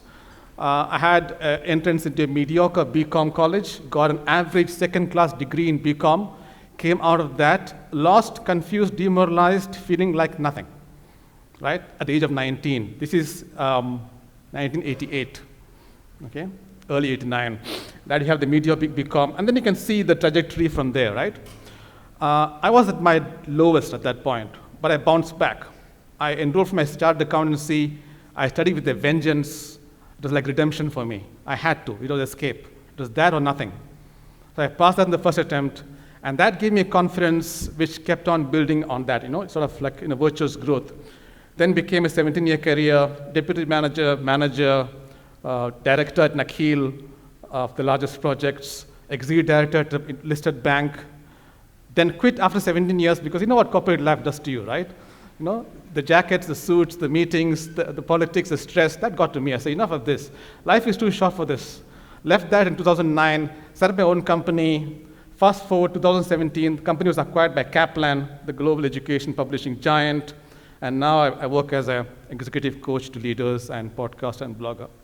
So the short story here is a great future does not require a great past. You can be a failure at a young age. You don't have to be a failure, but you can be a failure, and you can still recover from it. And throughout this story, there are stories of resilience. So I'm going to start with the first bit, which is the goal, right? And a lot of you may have seen this, which is the Ikigai concept, the Japanese Ikigai concept, which is basically that what you love and what you're good at, what you get paid for, and where you see meaning, where all these four intersect is what should ideally be your vocation, right? Now, this is extremely difficult to arrive at in real life, as all of us would know, especially the seasoned people, right? You get one or two of them right, not all four, right? You make good money, maybe you're good at something, maybe you love it, but not much meaning, like investment banking, for example, for example, and many other activities in life. So that is the goal. I mean, for students and everybody else, I think that is something you should aspire to. It is progressive. You hopefully reach there with persistence, right? But I'm going to start with my 8 C's, right? My 8 C's, my 8 hacks. The very first one, which I found through my own experience, the very first one is curiosity. You just have to be curious, and you're at that age where you can be curious. You have that runway to be able to make mistakes. So I'll just give you examples of various things I've done in my work life, right? So in my work life, I've done accounting, I've done auditing, I've done financial analysis. I've been a teacher for 7 years before I sold my company, which is why I like to walk around, right? Old habits die hard. Teachers always like to walk around, and that's me in class. I've been a mentor. I've been an entrepreneur. I've been regularly appearing on TV on CNBC and Bloomberg. I have my own podcast channel, and I blog as well. That's on the work side. Some of these things I don't do anymore, and that's fine. I'm not an accountant. I don't audit. I don't teach anymore. I don't mentor anymore. I'm not an entrepreneur anymore, and that's fine. You keep doing things you like. You stick to some things. You leave some things behind. On the personal side, I've done quite a few things as well, some of which I just tried out of to see whether I would like them or not, whether I was good at them or not, right? I've done theater acting, on stage. I even won an award for that, Best Actor in Dubai, 2010, Loved it, very passionate about it. 3 years of it, got fed up, left it, That's fine. You move on in life, right? I used to do marathon running, did 2 stand chart marathons, full marathons, loved it. After 2 years, hated running, stopped it. Don't run anymore. That's fine as well. You try things out, right? I hike. I'm a mountaineer as well, and these 2 things I still do. Going to high altitude gives me a kick, which I don't normally get at sea level. So I like going to freezing wastelands where no sane man would ever spend his life, right? But I just keep enjoying that. I do cycling. I do long distance cycling even now. 500 kilometers over 4 days, 5 days in the dark. I tried scuba diving, but I hate diving. I hate the water. I'm scared of water. I stopped it. That's this picture just for history's sake. That's all. Nothing else for the Facebook picture, right? I tried skiing once in Ski Dubai. I fell down like half a dozen times, embarrassed myself, stopped skiing. So that's not me either. So what I'm trying to say is I tried skydiving, the worst 5 minutes of my life, pretty much. I don't know how I survived. This was in 2008 in the US. So what I'm trying to say is you do many things in life. You try them out. Explore. Jump in. Have a go. Don't be embarrassed. Who cares? It's just you, right? Give it a try, So what happens is you try many things and you discover that you're very good at certain things. And you love to do certain things. So I discovered that I'm very good at public speaking, at TV appearances. I'm very good at financial analysis, so I still appear on Bloomberg and CNBC quite often. I'm very good at speaking. I love to climb up. This is the latest mountain in Ladakh, 6,250 meters. It's called Kangyatse 2. I look comfortable, but it's extremely uncomfortable standing like that, trust me, with crampons on my legs and freezing winds. So that's one side of it, right? And of course, cycling. So what this does to you, once you're curious about many things, you try out many things, you find what you like, find what you're good at, and then you think about it, You think about what do you want to do in life? Who are you really?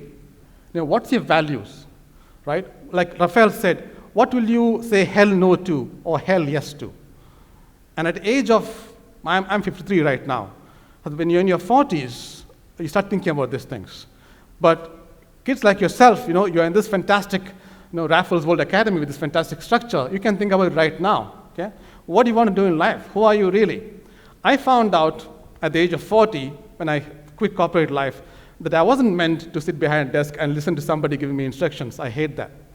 I discovered that authenticity, freedom, meaningful work, respect was far more important to me than title, brand, salary, or anything else. That was it, right? So everything else was driven by that. So this clarity is very important. And then once you get the clarity of who you are, what values you stand for, what you will not do and what you will do, certain non-negotiables, right, that you will never do in your life, for example, then you attract like-minded people. You attract like-minded people. People, whether it's clients or business partners or life partners or whatever, right, you start attracting like-minded people. So when I set up my training company in 2009, and before I sold the company in 2017, I was fortunate to have a great team of managers, right? That's me on the extreme left. These are the guys on the right side. And they were so brilliant, so dedicated, so self-regulated, that the company took off on its own in a way. I just had to, sort of pretend to be the leader and sort of wave the wand once in a while and set direction once in a while. But these guys would take the ball and run with it. And that's fantastic.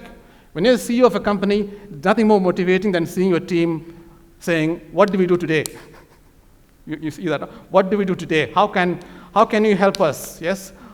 Things like that, right? And that is fantastic. So the right company will come to you once you have the right values, once you're clear about what you want to do. Okay? And let me tell you something. Once you are clear about what you want to do, you will not be cool to everyone. If you want to be cool to everyone, don't try to become a leader.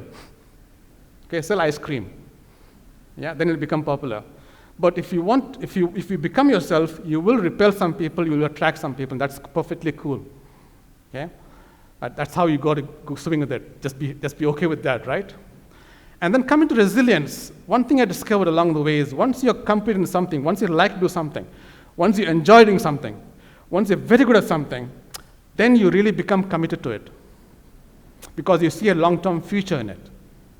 So when I started my training company in 2010, so this is a picture of me and my very small, tiny staff in our very first office in Knowledge Village in 2010, by the way. Okay, that's me in the middle, white shirt, much younger in those days, obviously, no gray beard or no gray hair. And that's my business partner on the extreme right side with the blue jeans and the yellow shirt, right? And we were the two leaders of the company. I was the managing director, he was the director of the company. That was us in 2010. Maybe we had revenues of $500,000 dirhams. No one knew us. Small training company, like I said, 5 staff or 6 staff, right? A small rented office. And that space you see was my office and my classroom at that point in time. We didn't have a separate office. So the classes were in the evening, office was daytime, so timing worked out well, in a way. Fast forward 2017, this happens, right? The tiny, unrecognized company that grew in a small cubicle in Knowledge Village became a company where a US-based multinational said, we want you. You are the vehicle for our entrance into the Middle East. Okay, we like the brand, we like the management, we like your clients, we like your processes, we're going to acquire you. And that was a complete exit in 2017. The guy on the left is the CEO of Kaplan UK, Peter Julian. And so commitment, again, stick to something. If you like something, if you see a future in it, stick to it. I loved teaching. I loved entrepreneurship. I loved the freedom of teaching and entrepreneurship. I decided that that's going to be my future. And to go back to what Rafael mentioned earlier, it doesn't matter what the end goal is. I didn't set up the company with the intention to sell. I set up the company because I wanted to be free from corporate life. I wanted to teach, and that was it. So sometimes you don't have to have a goal like selling to a multinational. You just have to enjoy the journey. I enjoyed the journey completely. I'll show you some pictures that showed you how well I enjoyed the journey, right, as well. Yeah. So commitment helps. And of course, communication. So someone asked me in a speech I made recently, he said, Binod, if you were to identify one skill, the one skill that helped you in your career, entire career, what would that be? And my answer was instant communication. Everything I've done, the podcasting, the blogging, the speaking, the TV appearances, the coaching, the mentoring, everything has been built on the plank of, or the foundation of communication skills. So there are 4 things here I want you to keep in mind when I say communication, right? First is express yourself. Express yourself. People need to hear your story, your experiences, your ideas, your opinions. They may not agree with it, and that's fine, but make sure they hear it loud and clear. You should not be wishy-washy about things. You can't say, on the other hand, you heard that, right? I believe in this, but on the other hand. That's bullshit, okay? There is no on the other hand. There is one way, that's your way. Other people can say whatever they want, right? Have a view, make sure it's justified. You can't have some unjustified, random, views like some people have, which I'll not mention their names, yeah? I listen very carefully, so I'm very attentive to body language and the words, not just what people say, but what they do as well, right? So in class, that's very important when you're teaching. You observe what students are saying, but also what they're not saying. Even the guy sitting in the very back, right? Ask. One thing, if I regret anything, it was not being curious enough early on in my career in life. I used to accept things blindly. Convention, tradition, customs, whatever your parents and relatives tell you, you blindly believe it. I regret that hugely. I've become almost the opposite these days now, the complete contrarian in terms of rejecting every idea till it makes sense, okay? So curious and never accept anything at face value. Classic example, if you have a conversation with somebody and you ask somebody a question, right? The first answer is never the true answer. It's rarely the true answer, unless the person is very close to you. Okay? Keep digging. Okay? I'm very skeptical. I'm not a cynic, but I'm quite skeptical sometimes, right?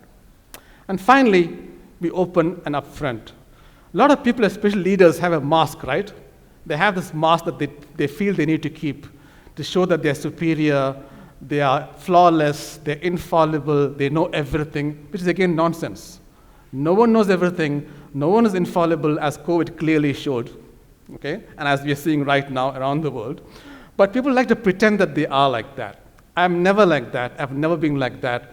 Always admit flaws. In fact, my presentation today started with a flaw, started with a major weakness, started with a failure of mine, right? When I was 16 or 19, right? So four aspects of communication. And one aspect which has never left me ever since I was in my early 20s is the confidence. And what does confidence mean? Confidence is a superpower, of course, and it means several things. Be able to speak to crowds of strangers. Be able to take risks like jumping and starting a company. Be able to be rejecting society's opinion of what you should do. I've always done that, by the way. I love going against what society says I should do, right? In every respect, right? Have a contrarian view of everything, justified contrarian view, yeah? Strike out your own path. Have your own view, a bold view, and state it publicly. State your views publicly, on record, okay? Not in your own Facebook chat or Messenger chat or WhatsApp chats. No, say it publicly. Let people hear what you have to say. When you have failed, let people know that you have failed. I've done that always. In my company, in my classes, in my blogs, in my interviews, always. These are my failures. This is what I've learned from my failures. Okay? Take what you want from this. And of course, be humble enough to change your views, right? The same views I have today, I may not have after 5 years. I know my values have changed over the last 5 years and will change again over the next 5 years. That's fine. And finally, and lastly but not the least, have fun. Okay? Too many people are too serious, including people sitting in this audience here. Okay? You all look as though you're going to get executed in the next 5 minutes, and it's the last 5 minutes of your life.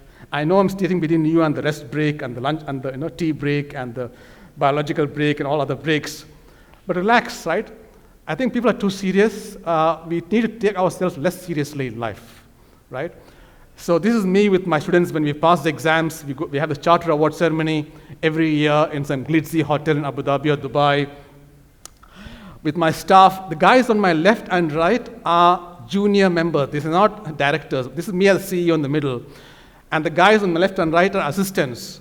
And after every major event, we would do this swag photograph, right? And it'll go viral on social media. I used to love it, right?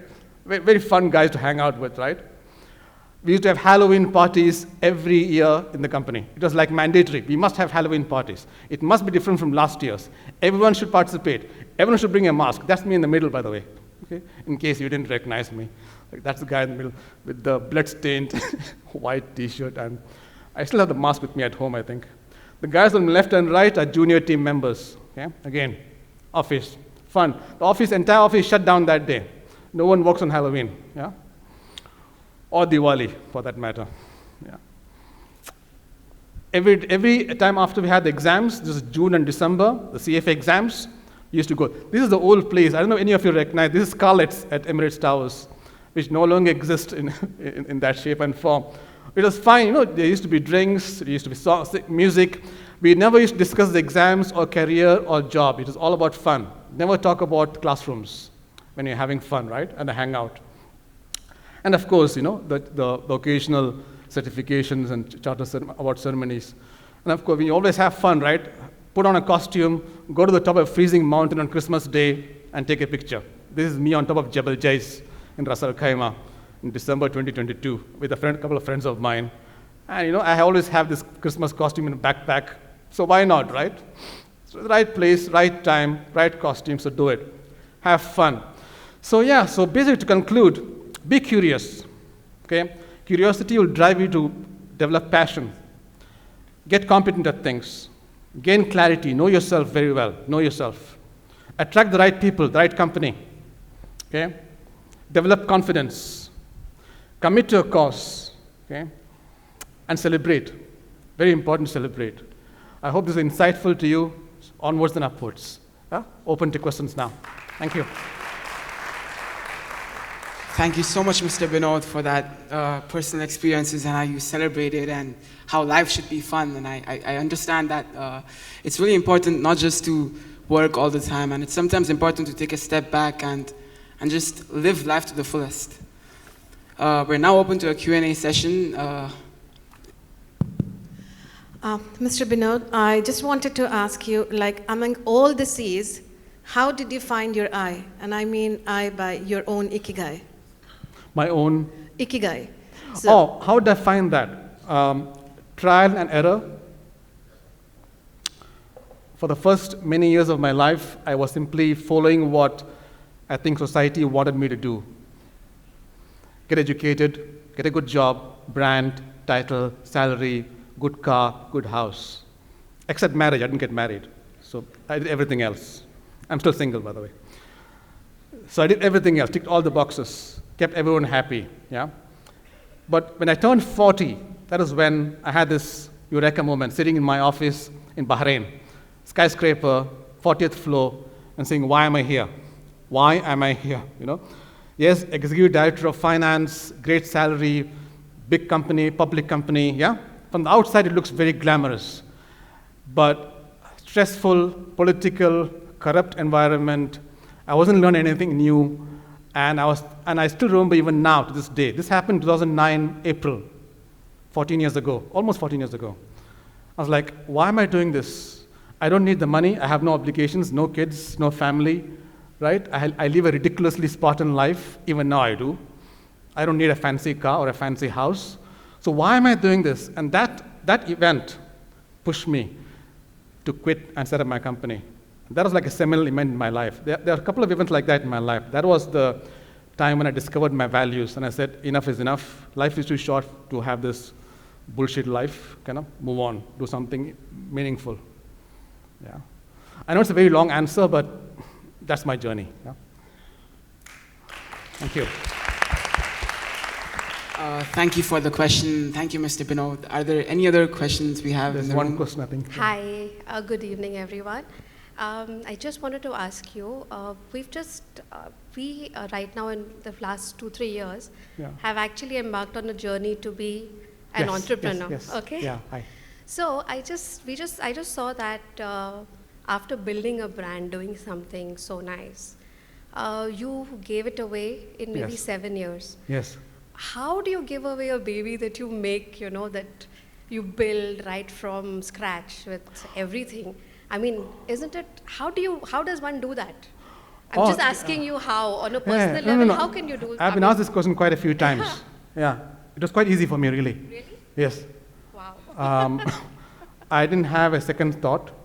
I'm quite detached in quite a few things, probably. Probably that's the reason why, That's one reason, to be honest. The second reason was, by that point, I got tired of teaching. Okay. I'll be honest with you. Almost a decade of teaching, almost 24 hours, not 7 days a week, traveling in the GCC, corporate training, retail training, Abu Dhabi, Dubai, Doha, Riyadh, Dammam, Jeddah, it gets to you. You stop enjoying that after a while. So I think the combination of being a bit detached, but being bored of this and saying, I don't want to be in the same position I was when I was in corporate life, doing something I don't like to do. I don't want to be stagnant. I don't want to be bored. And hence that happened. So people are shocked when I left. Even now, people are like, I can't believe you did that. I cannot believe you did that because you were so passionate about teaching. You're very good at it. How could you give up your company, your hobby, your passion? And I was like, at some point in life, you move on. Yeah, true. But what about succession planning? Did you not have somebody who could take the legacy forward? So when Kaplan acquired us, they had a huge company. Okay.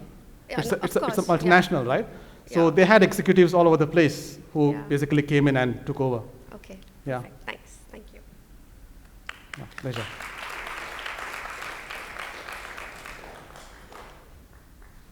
You had a question as well earlier? Oh, that is okay. Sorry. Yes. Hi, I had a question. So next year for school, I have to choose my subjects. Right. And they're really specific on doing what you love or doing exactly what you're good at, or maybe, easier to get some points for the IB system. So now I saw that you kept shifting to multiple jobs or exploring. Yes. So do you think it's better to explore, or do you want to specialize in one field itself? I think someone mentioned that earlier. I think right now, this is the perfect time of your life to explore. You've got a long runway ahead of you. How old are you by now, by the way? 15. Okay, so you're probably 40 years younger than me, right? You've got a huge runway in terms of how much time ahead in terms of career. Probably another 40, 45, 50 years of career. Explore. Try out many things. But by the time you're, say, 25, 26, specialize. Start specializing. Okay? You can't be a jack of all trades for the whole of your life. Yes, you can. Some people can. But most people tend to specialize at some point. So by the time you're maybe your mid-20s or late 20s, you will know what you're very good at and what you like to do and what people will pay you money for, if you like money. Yes. There you go. That's not a problem, right? And then you start saying, okay, I want to do this specifically. And then you focus on that. Till then, don't stick to something because you don't know yourself at this stage. You do not know yourself at this stage. How can you stick to a career when you don't know even yourself, what you want? Right? When you go through life, you will discover what you want and who you are. And that will give you insight into what you want to do. Yeah? I know it's a philosophical answer, but that's Thank you. That's probably the way it works best. Yeah. Cheers. Thank you, everyone, for asking questions. Thank you, Mr. Binod, for your Pleasure. experiences and for your presence today at this conference. Pleasure. I was actually quite amazed when I got a call from him 3 months ago, and I couldn't believe that a 16-year-old talking to me or messaging me. I was like, are you sure? Because it came through a mutual friend, Shagufta, who is in the audience here, and she said, one of my family friends' sons has a conference, and I thought, okay, maybe he's 25, 30, 35, organizing a conference, maybe he's an event manager, or maybe he's a CFO of a company or a finance manager, and then I get this message and a call from a 16-year-old, and he was so astoundingly, stunningly mature, right? And mature and positive and calm and et cetera, et cetera, et cetera. I feel like an underachiever looking at him sometimes. Like I was talking to Rafael and Isa and saying, what were we doing at 16? Let's not talk about that. Exactly. Let's not go there, right? So well done, Vatsal. Very inspired by seeing you. I was happy to be part of this project. Thank you for making me a keynote speaker. And I hope to see you, achieve great success. No pressure. Thank you.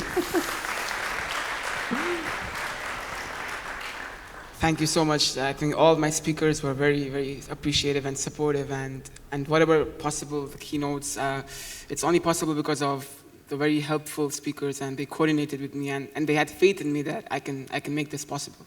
We will now be commencing the conference and moving on to the panel discussion. I'm going to play a short video which is related to the next topic for this conference. The 2030 Agenda is built on a simple idea that long-term human development and social and economic well-being can be achieved only while safeguarding the environmental global commons. If we look at it another way, the global commons provides the currency that we spend to advance human well-being and to achieve sustainable human development, and we must make sure our demand for this currency does not exceed its finite supply. The Global Sustainable Development Report, or GSDR, explores this interrelationship, looking in particular at the two crises that threaten to derail any development progress: climate change and irreversible biodiversity loss. The COVID-19 pandemic shines a glaring spotlight on the links between human and planetary health. Zoonotic infections like COVID-19 have become increasingly common over the last 50 years, and they often arise when the buffer between human activities and nature is degraded, whether through deforestation, the expansion of intensive agriculture, increased harvesting, trading and consumption of wild animals, or other activities that increase the close contact between humans and wild and domestic animals. To address climate change and biodiversity loss, and to decrease the risk of future zoonotic pandemics, we must reimagine the relationship between human society and nature. I would now like to invite the Deputy Head of Secondary School, Mr. Simon Foster, to inaugurate the panel discussion and give a few words on his take on sustainability. Please welcome Mr. Foster. Heck of a challenge to compete with what was an excellent spread, but I will do my best. As a geographer, I'm very excited to be able to introduce the topic on sustainability, but first I would like to take a minute or so to just very quickly talk about AI as a teacher. So the development of software like ChatGPT reminds me of a teacher-student arms race. And if we think back to, as adults, some of our years of meticulously copying notes out from the library and then handing that in as our own work, to having a computer in the home and an encyclopedia on a CD-ROM, to downloading an article from a website and taking out the footnotes and the hyperlinks and then submitting that as our own. What students hopefully will remember as AI becomes part of their life is that AI does not discount the need for resilience. We care for our students. We want them to produce the best they can, but it needs to be what they can. Our students, some of whom are now here listening, need to remember that any piece of work submitted can be very easily checked by reading them their most complex sentence and then asking them to explain it. So whilst AI is definitely part of this arms race, it's important that our students remember, as teachers, we have been students before and we will always be one step ahead. I'd like to take a moment to talk about resilience in the form of Vatsal Shah. Myself and Vatsal were in the US back in November. We did 7 days at the World Scholars Cup, and it was a very intense 7 days of travel of competition. Vatsal showed a lot of resilience and a lot of drive because he's got aspirations for the future. He's got high aspirations for his own academic future. And when he could have been taking some downtime, when he could have been relaxing, he was visiting Yale, he was visiting Harvard, he was visiting MIT, he was visiting Columbia. He was showing that resilience, making use of that time, pushing himself to look at those options for the next stage of his career. So he is not just someone who is talking about resilience, but at that moment in his life, he was demonstrating resilience as well. As a geographer, sustainability is something that is incredibly important. For geographers, we talk about sustainability in three strands: the social, the economic, the environmental. The social, making sure that human activity benefits people; the economic, making sure that human activity brings that economic benefit; and the environmental, making sure that human activity doesn't damage our environment, or at least we minimize and mitigate that environmental damage as much as we can. However, sustainability without resilience is impossible. And I'd like to give an example, a fairly recent example from the UK. David Cameron, when struggling to develop the economy in the way he wanted to, was looking for quick fixes. And he wasn't then thinking about sustainability. He used the phrase, and excuse me for using it, but he used the phrase, cutting the green crap. For David Cameron, he saw sustainability as incompatible with economic growth. No, I disagree. I think if you have resilience, you can make sustainability be something that leads to economic growth, even whilst protecting and preserving our environment for future generations. I am very happy to be here in Dubai, where the drive to sustainability looks at environmental benefit as something that can be done in conjunction with economic success. And I think that's incredibly important to the future of the planet. We cannot lose sight of what is needed for the environment, but we have to have that economic success, that economic growth, so that we can continue to improve living standards for people. It is a very difficult set of factors to balance, but if we have resilience, then we can definitely achieve that. I'm very excited to hand over to our panel, because I'm sure they're going to provide some fascinating insight into how businesses will have the resilience to drive this sustainability for the future of all of us. Thank you very much, and I'll hand back to Vatsal. Thank you, Mr. Foster, for that introduction. I would now like to invite the 4 panelists for this evening. Ms. Almaz Qureshi, who heads the technology department here at RWA and is involved in lots of competitions and event managements. Mr. Nishant Mehta, who is the senior director at Medtronic for strategy and commercialization and has spent 8 years in this field with product development, strategy, and marketing. Ms. Deepa Bilani, who is based in Dubai for the past 22 years and has worked with some of the biggest IT brands in the Middle East region, eventually venturing out into the spa industry 9 years ago. And Mr. Rahul Mathur, who is the CEO at Aero Water and has 19 years of experience with international compliance and financial controls. Please give a big round of applause for today's panelists. The purpose of this discussion will be to give you an open-ended view on how the UAE is adopting greener and more sustainable means to consume goods, and also providing alternative pathways whilst distributing goods in a way that has the least carbon footprint. So let's start with Mr. Nishant. What is your perspective on sustainability? Thank you, Vatsal. So before I begin, I want to again thank you for getting us together. I believe I've learned a lot. I've taken a lot away, and that's possibly the message I'd like to share with everybody here. You know, there's no age to stop learning. You keep learning every single day, and I think this was a wonderful forum to do that. And I'm grateful to the school, to Raffles World Academy and the administration for encouraging and getting students this forum to also learn from all of the speakers here, as well as from, I know there'll be activities after this is over. Grade 10, 9 students are going to talk to grade 8 students. So it's just amazing how you're going to take this and turn it into something that keeps learning going. So when I look at sustainability, I see it as a kind of a platform on which good companies set up their governance. So you would have heard of the term ESG, which is environment, sustainability, and governance. So I think this goes very much together. These topics go well together. If I have to identify how at Medtronic, which is the company I work with, which is in medical devices, and we heard a lot about the importance of the medical devices and the medical industry in managing the pandemic, but that's a separate topic. So at our company, we look at sustainability almost in 3 dimensions. And what I mean by that is the first very simple dimension is, what is sustainability for me as an employee, and what is it for the enterprise? And sometimes, you know, there could be voluntary initiatives which as an employee I could take. So for instance, some of us got together, we said in the Dubai office, we do not want to use plastic bottles for water, right? Or why don't we have sensor-based LED lighting? So employees can put up such suggestions, and we're able to get that done, right? That's an example of sustainability.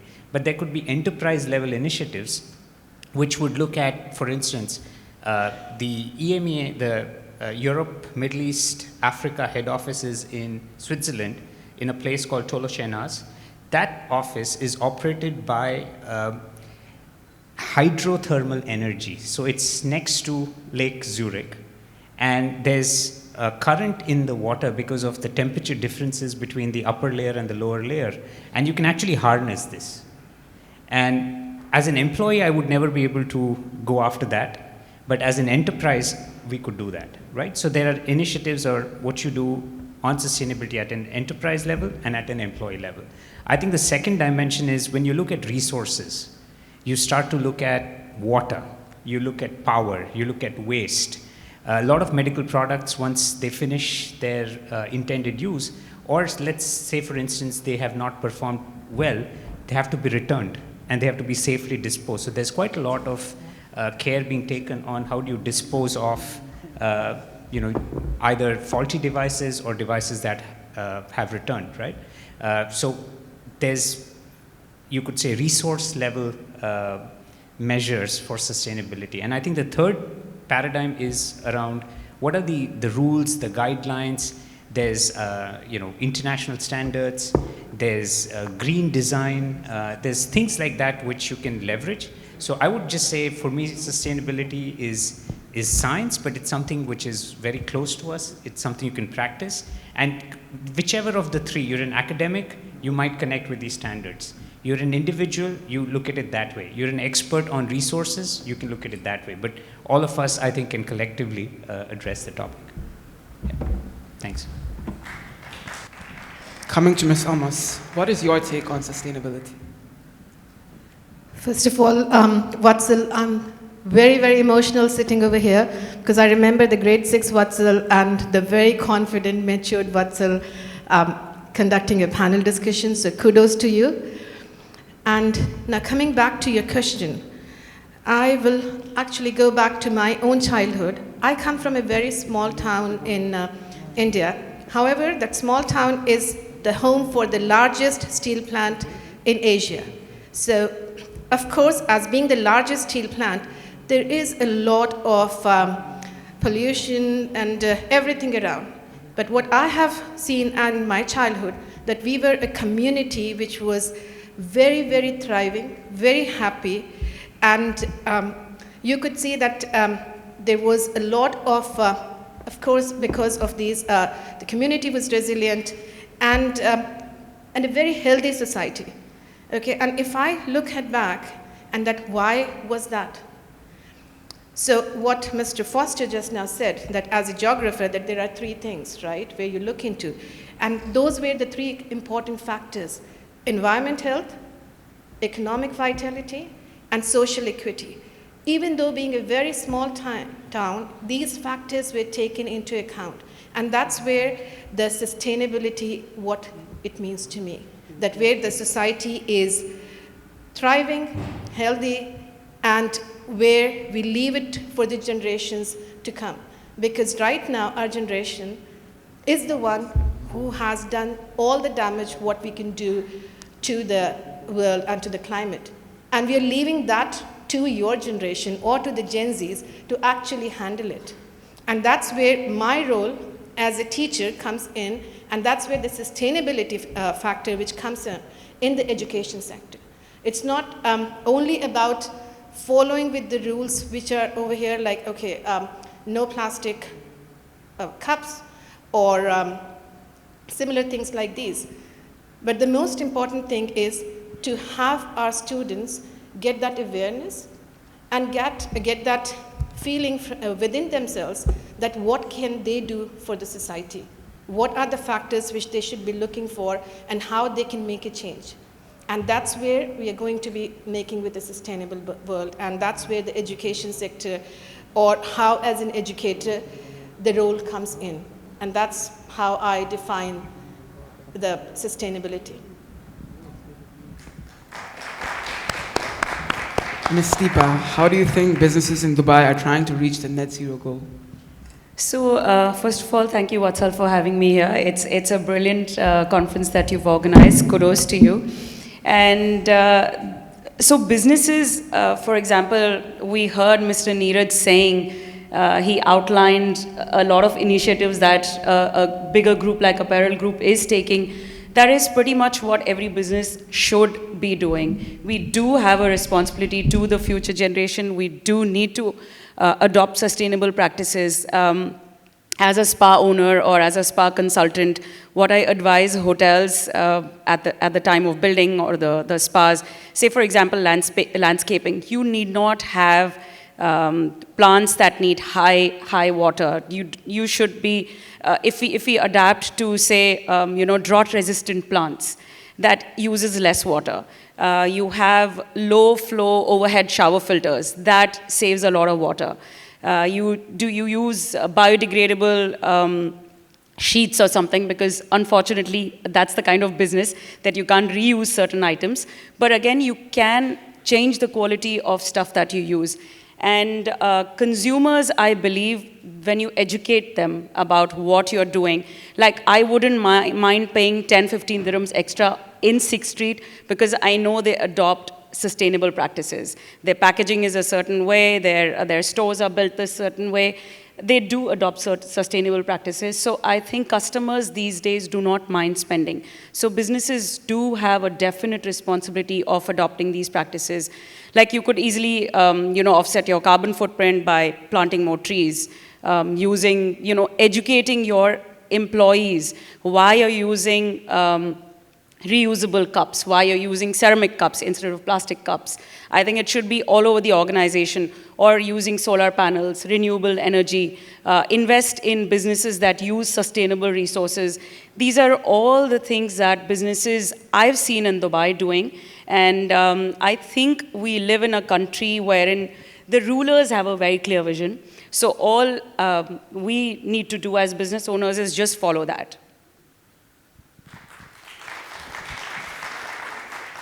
Mr. Rahul, why do you think sustainable development is so often associated with environment and protecting the environment? And at Aero Water, how is water being supplied in a sustainable manner? Thank you, Vatsal, for inviting me. Great forum to talk about it. Having just coming back from World Economic Forum, or rather sitting in a team of people who are great leaders, and now listening to what everybody had to say about it. But coming back to your question on why is it linked to environment, as they just mentioned, there are 3 areas of socioeconomic and environmental. Often, so many times it's been used interchangeably with environmental. However, environmental sustainability without having economics behind it does not make sense. So I might be sustainable, I might want to use glass over here instead of plastic, but is it cost effective for me? And this is what we are as Aero Water. What we do, just for everybody's knowledge, we are producing machines which produce water from humidity in the air. And that's a technology, we brought it 10 years back. We revised, revolutionized, whatever we could do. And we're spreading it out globally. Thanks to Expo 2020, we got the recognition or whatever, but our biggest enemy is what is sitting right on the table over here. The day we are able to change this is the day we all achieve something. Great initiatives taken by everybody of removing plastic wherever they can. And UAE is a great example for that, with the leaders forcing everybody to do such things. And so in Aero Water, we're trying our best to educate everyone. We are going out to everyone and explaining one other way of using resources, which is a circular economy, which is the air we breathe, converting it into water. It's just a product, but what we're trying to provide is a solution, not a product. It's just packaged in a product because commercially and economically that makes more sense. Businesses across the world are considering sustainability as a key aspect of their production line. Ms. Almas, how is implementing sustainability becoming more accessible in this new era? Vatsal and the forum, if you're looking at the accessibility options, the biggest thing which you could see is with the digital tools which are there, right? Like 10 years back when I joined, I'm just giving Raffles example, it's the 10th year at Raffles for me. So when I started Raffles at Raffles, at the time that when we were supposed to be at leaving time, or if we had stayed a little late, we could see our support staff or security getting in and checking, like coming in, like if there's any light on or something like that. And a few years after, we could have 4 or 4:30, all the projectors were automatically switched off, lights off, devices off. Okay, there was a system in place. But still, there were a couple of people who were allocated for that. Now, if I'm looking at, we have a proper building management system, okay, and which is at Mr. Vikrant's office. So where you could see that we don't need so many people to go on the first floor, second floor, or this and that, and to manage and look at that. It is just with the click of a button. That's where the accessibility comes from. And that's like the small changes which we are doing, which actually at the ground level, which we could say, right? So which makes a bigger difference if you collectively take. And that's where how the technology, where you could say that enables it and accessibility comes into as well. Mr. Nishant, what do you think we're lacking in order to achieve a more sustainable future? So I'd like to reflect on something what Mr. Shankar said, right? We learn from our failures. So sometimes I think as humanity, we, and a couple of days ago, our younger daughter, she was working on a project, and she said, who's really going to inspire me in the world of tomorrow? And it's folks who are environmentalists, right? Greta Thunberg is inspiring her. And why is that? And I would say, we're around you, we're successful, we're parents, and we're not your ideals. For me, my dad was my ideal, or my uncle was my ideal. And the reason is, I think they realize we have not done what we should have done, right? So in some sense, we've got to be first aware that we failed. We had a responsibility, we made choices, and we haven't really delivered. So with that realization, I think you get a sense of purpose, saying, now if I do something, I better do this well, and I do this with my passion, right? So I think there's a personal aspect to how I believe firms or leaders can first start off on this journey into sustainability and making it work. There's a second aspect to that, which is you got to set up systems and processes which don't make it so difficult that, as we heard right in the comment before, if it's not going to be economically viable, if you're going to make it so difficult for people to execute it, it's again not going to happen. So I think at, again, our firm, what we try and do is have employees provide feedback into every aspect of this change. And there would be sometimes cases where maybe we're not going to be ready until 2025. It's okay to accept that, to be patient, to take those baby steps.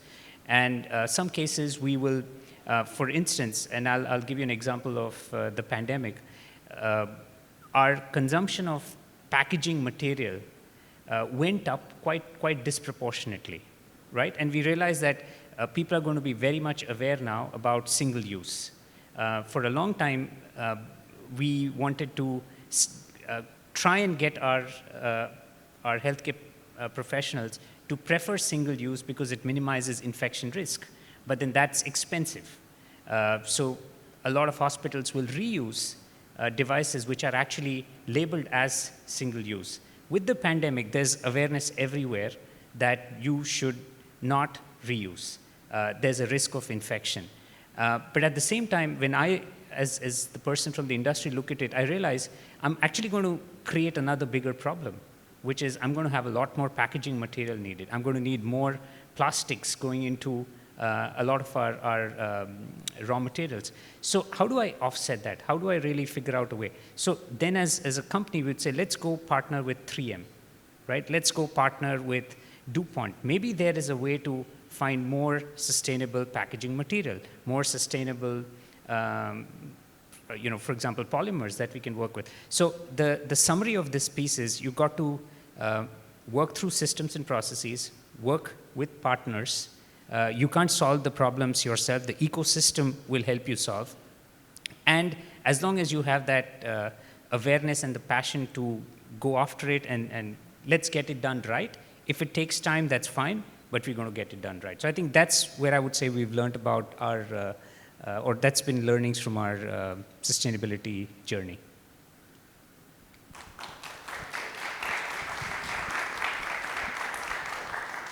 Coming to Mr. Rahul, what are certain aspects of our communities and economic systems that can be changed to be made more sustainable?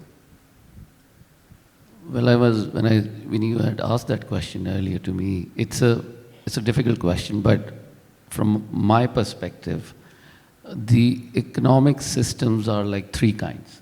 One is command-driven, which is if in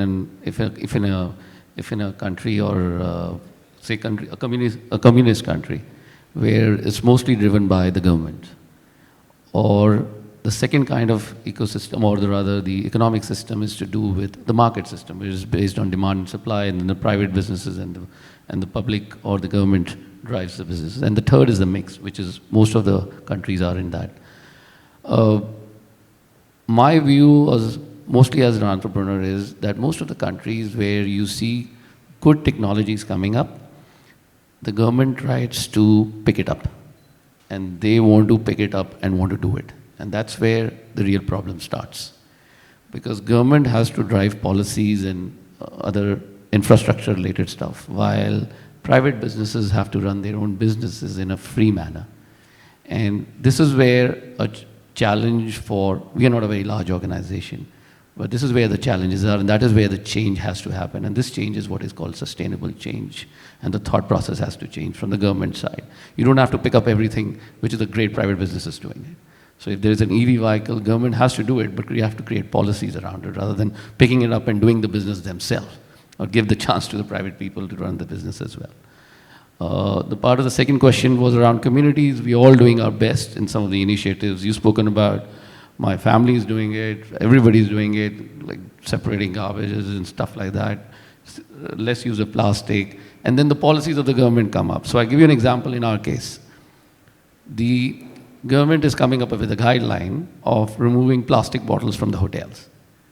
While in Europe, we see most of the hotels have got minimal plastics. This time I was very surprised in Switzerland, in the hotel, even to pick up a croissant, there was nothing which is used as a plastic, whatever you want to pick up.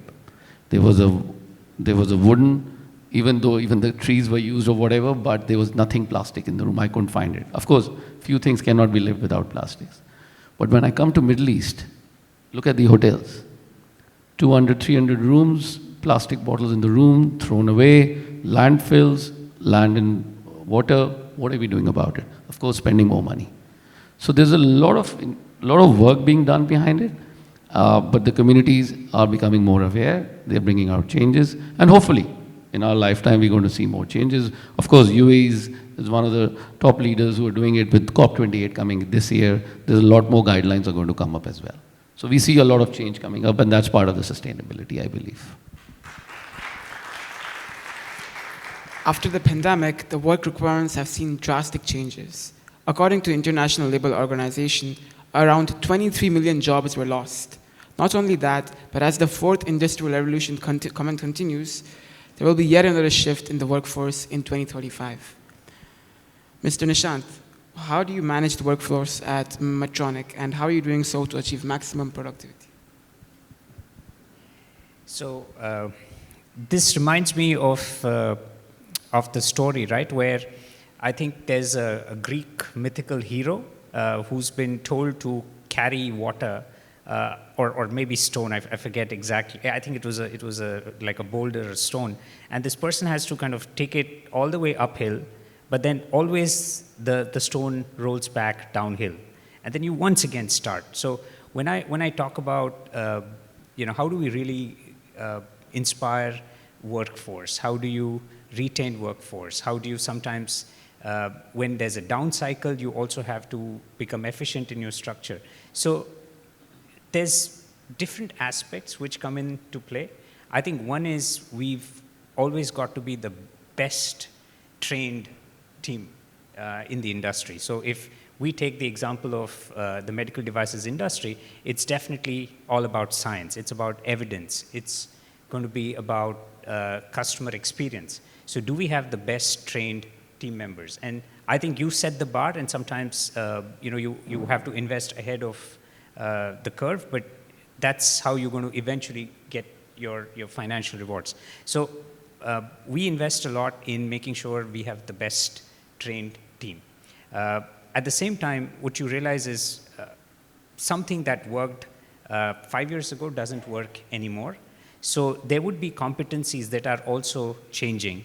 And one very interesting example was in our team where we're looking at emerging markets. Sometimes we assume that the old style of, okay, I must have a distributor, I must have people who go visit hospitals, who are going to be in the operating room. And that's the model which has worked so well. Today we realize that's actually not working as well. Instead, we're starting to get to more digital activation, more webinars. Folks want to be flexible with their timing. So you've got to look at the market, look at where your customer is, and then we've got to be able to be nimble, and then we've got to find them and give them value where they are. So that will mean that certain capabilities are no longer acceptable, right? So I think with why I use this, and I kind of thought COVID-19 was a great example, where all of this had to be acted on in a very short period of time. So there were challenges, there were changes we needed to make anyways, and COVID-19 kind of accelerated it. And what it has resulted in is a very focused set of goals, and the enterprise is very clear now where it has to go. All of us are very clear, what we got to accomplish with our patients, with our HCPs, what we will do, what we will not do. So I think eventually, we heard in the earlier part of the conference today, right, that make the crisis work for you. I thought that was a great example of making the crisis work for us. And it has been painful. Some of us have had to work very, very hard, long hours. It has meant colleagues have had to leave because they would possibly not necessarily have the capabilities we need. But at the end of the day, it's back to resilience, right? As an enterprise, you're resilient. As a team, you support your team, and you, as a leader, will keep bouncing back. So that's what our personal experience has been.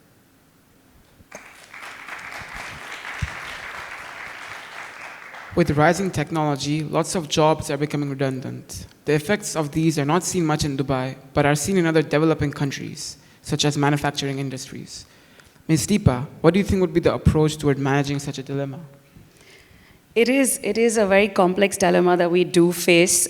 We cannot shy away from technology. Businesses cannot say no to technology, cannot say no to AI. Yes, we do have to adapt, but there are a lot of things that we can do to sort of make sure that jobs are not, as in people don't become redundant.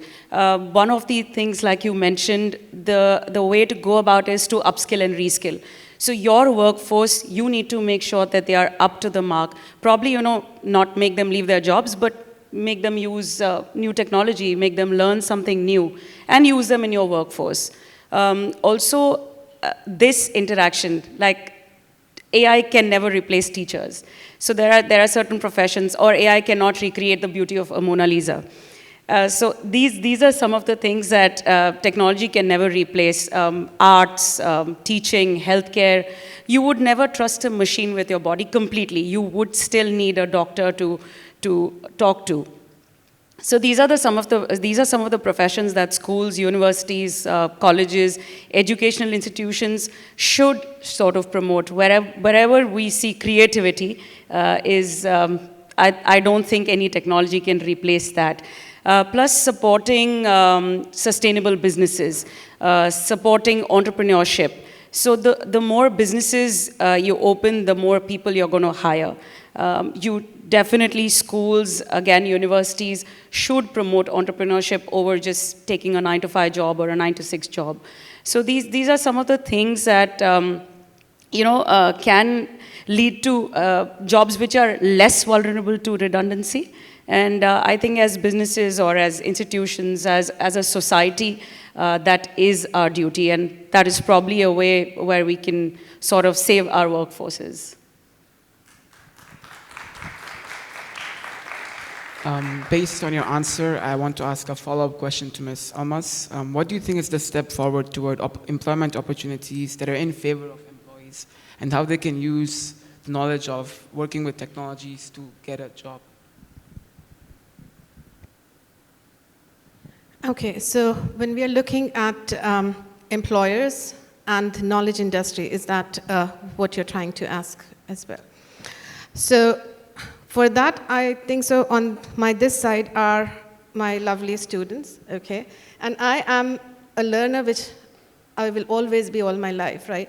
And they are the teachers, and they have actually taught all of us, if you're looking at from the knowledge industry, is that they teach two very important things to us. One is being a risk taker, and second is being an inquirer.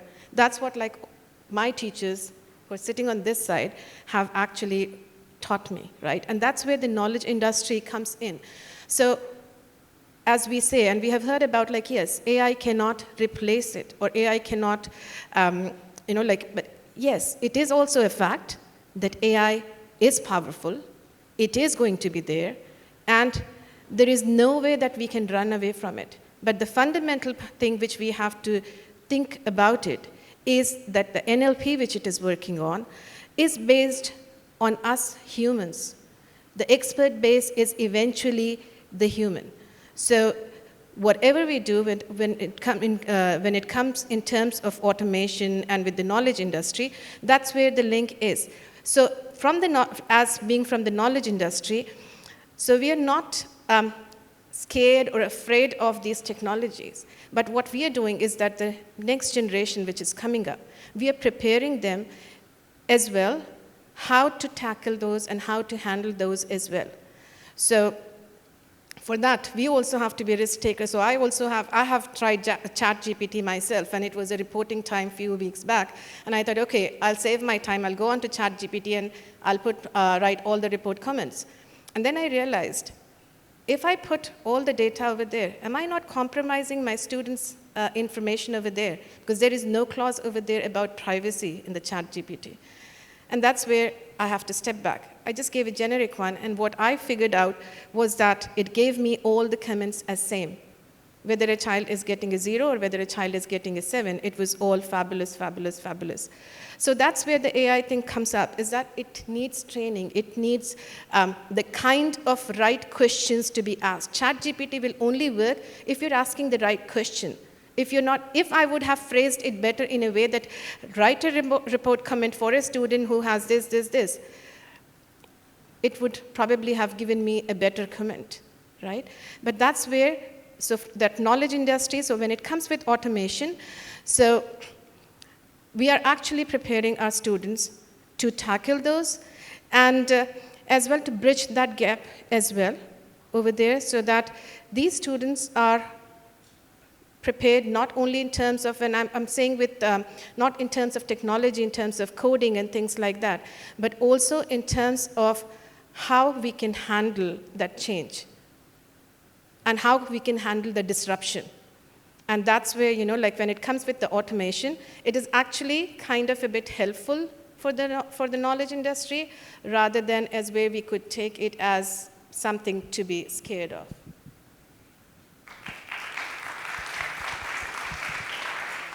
Coming back to Mr. Rahul, what is your take on the future of trading in Dubai and what all opportunities it has in store for us? Dubai has predominantly been a trading market from many, many years. But one thing I've seen is changing over the years is that the government is promoting a lot of manufacturing facility, and this is where the change will come. And this is a real sustainable change. To bring permanency in the market, you got to bring in people, and to bring in people, you need to get out of the mentality of a transit thought process. Now, which is to do with bringing manufacturers, giving them subsidies and things like that to tempt them to come in and promote that kind of industry. So I see that change coming up. Abu Dhabi is promoting that a lot. Dubai, I'm sure, other than tourism, will do the same. We ourselves are putting our 2 manufacturing plants in UAE, one in Abu Dhabi and one in Dubai, to service the market. And that will bring in a lot more employment, a lot more changes. And so as far as the trading is concerned, we started with trading as well. So our natural progression has been to now into manufacturing, which is the backward integration. So we see that change coming up soon. Trading will remain a core heart and soul of the country, which is good because this is one of the biggest transit places in the world for trading as well. I would now like to thank the panelists for sharing their very insightful answers and really giving an all-rounded perspective towards sustainability and also how after the pandemic there has been changes in the workforce. We are now open to a question and answer session if anyone has anything to say or any opinions to give. Hi, so my question is about sustainability when it comes to the environment. We usually just focus on plastic, which is kind of sad because trees do get cut down when you decrease the use of plastic. Wood or paper would be the next step to go, right? So how, either of the industries, how do you plan on, fixing that as well? Because when you fix something, you basically break another. That's what I've learned in 40 years at least, so yeah. Especially in the beauty industry, I know for a fact that when you decrease plastic, wood is the way to go in a lot of different services. So yeah, that's my question. So I don't think there is a perfect solution to that for sure. And it is like I said, a very complex problem to solve. To solve something, you do need, the dependence on something else would increase. But I think as businesses, we probably should do the best possible. So we're talking about plastic, or we're talking about biodegradable, say, garbage bags or sheets, something that doesn't go into landfills, having reusable ceramic cups, at least for the internal employees, or limiting the use. So we probably cannot just cut down on everything. I don't think we are capable of doing that at the moment. But yes, reducing whatever we are doing to the environment is something that we can definitely do. If I can add from the education industry, something which I would like to bring to your attention, like when we go into the secondary side of the school at the RWA, you see amazing recycled artwork, and we do have so many initiatives. The other day, I was just walking around in the Eco Garden area, and I had this assumption or this thought in my head that, okay, these are being maintained by some adults and like that. So I had a chat with Mr. Vikrant, and he told me that, in fact, our primary students are actually the ones who are taking care of that eco garden, and they are there weekly with their coordinator. They go over there, take care, they grow the crops. So that's where, you have raised a very valid point that we focus on plastic. But yes, as from our education industry perspective, we also keep in mind these. And if you could see that the primary students taking that step and maintaining that eco garden, of course, we do have the support staff to help them out, but for them to go over there and reach out, that was excellent thing to see. And I'll take a minute more. The second thing which I observed over here in UAE, like one of the challenges where I took my students over there, and that was at Expo Food Summit. And of course, as being a food summit, they have all the initiatives with sustainable and no plastics and everything biodegradable and things like that. But the most amazing part was, they actually valued the small industry, the local industries. So they actually called the people as the guest speakers, like the first farmer of UAE. And, the girl who has been started with the vegan, because she was lactose intolerant and a couple of things with autoimmune disorders, so she started her own. So they actually called with the local industries and the small scale industries, and that's where where it comes from. And even the prices what they gave were actually all from the small-scale industries and sustainable products. So that's where, like, when we're looking from bringing a change, that's where these tiny steps which we take in will eventually turn out to be the bigger dream what we are looking at.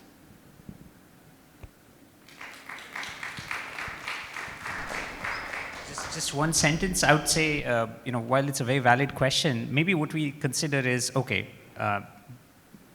if at least wood is renewable, it's better than plastic. Now, it doesn't necessarily solve the problem. It might create another problem, but the fact is it's a renewable resource versus something which is non-renewable. So I think as we start to go down that path, at least we'll uncover some other solutions. Are there any other questions in the room? Yeah, I have a question. Any of the panelists can answer this.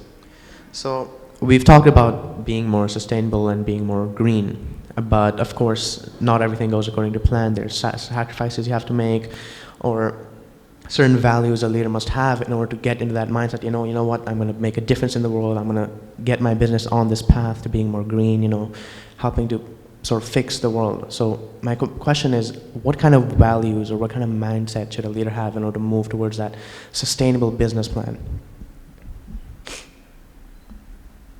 I'll answer that question if you want. See, values come from various things, but one important thing is the persistence. And to answer, I didn't answer her question on the plastic versus wood. You try to focus on one and solve one thing in life. We try to solve several things in life, nothing gets solved. And that's been an issue all this while. Just my thought process. So if we're focusing on plastic, we may be able to, at least come out with some solutions of what we can do. But from a values perspective, the persistence and the resilience and whatever we've heard today from the entire set of speakers really helps us to take the things forward as well. So just a couple of words on what he asked. Anyone else wants to add? So if I understand your question, you're saying you want to set up a business, or you're thinking about what mindset do you embrace as you want to be green, but you also want to run a successful venture, you want to run a successful business. Is that your question, right? So I think what you got to do is first make it personal. So spend some time, figure out what does it really mean to you. So when you think about green, or when you think about sustainable, what does it really mean to you? It's just a better human being? Is it about being a more profitable business? Because it eventually will become more profitable. May not be profitable today, but regulations are going to come in. Things will get more expensive once you get the full life cycle cost starting to become transparent. So somehow I would just say, the moment you can make it personal, you'll know what resonates. And that's where you might find that personal value, or the authenticity inside you, which will say, I believe in this for this reason, and that's my own reason. So just if I reflect on it, it could be as simple as I truly want to be friend of the trees.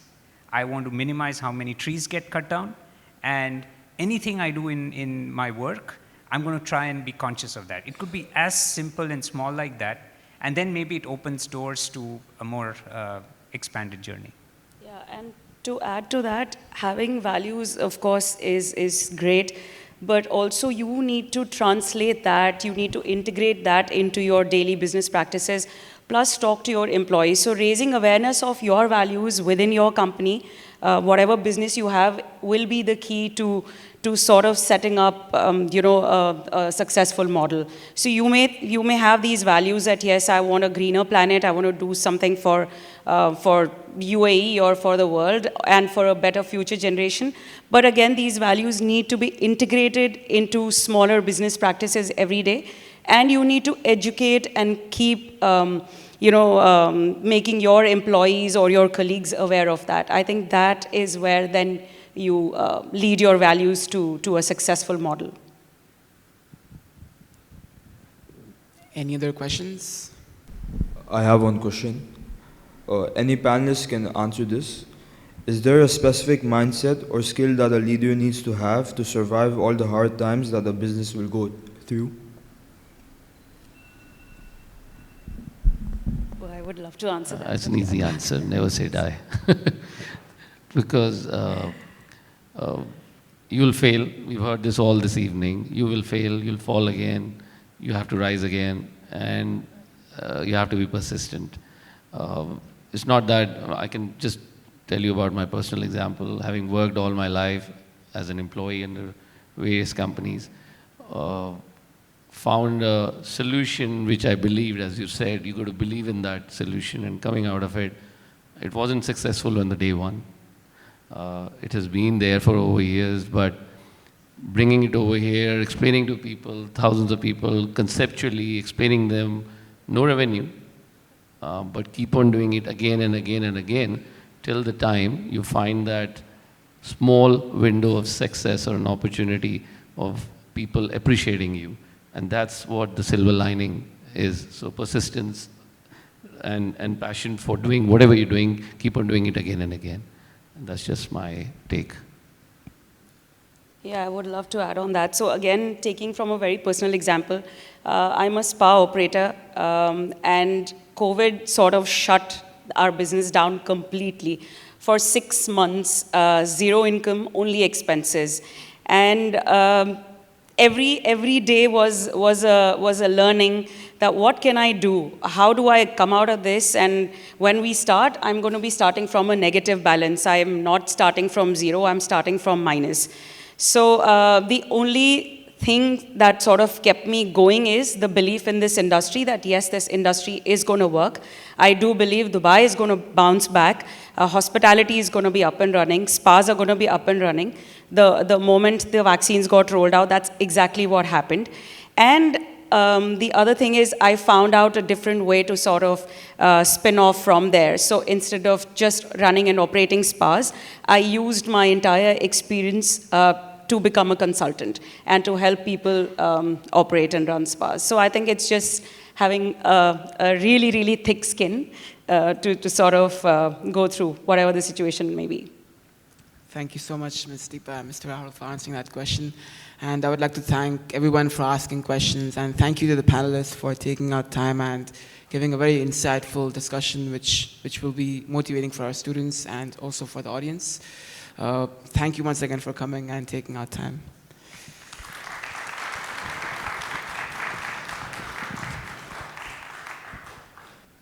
Thank you, panelists. I'll try not to keep you very long. I know that it's getting a bit late and you all need your shut-eye, particularly the students who are up bright and early in the morning.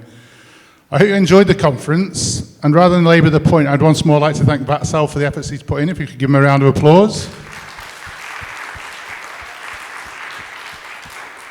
I'd also like to thank all the speakers and all the panelists for taking part in the event. I'd also like to thank Vikrant and the facilities team for putting together this wonderful facility. I'd like to thank our CEO for providing this facility for the school, and hopefully we can have many more opportunities like this.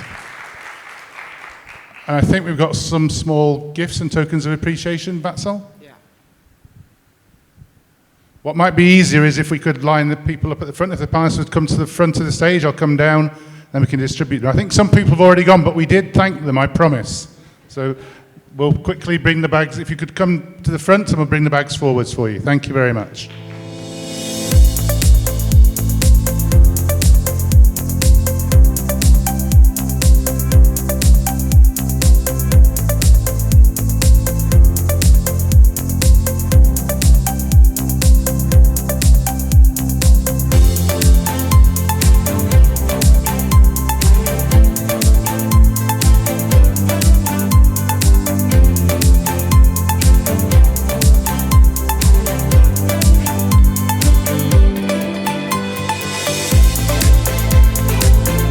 Very successful evening, hopefully the first of many. If any students have there struck inspiration from this, hopefully we can have another one next year.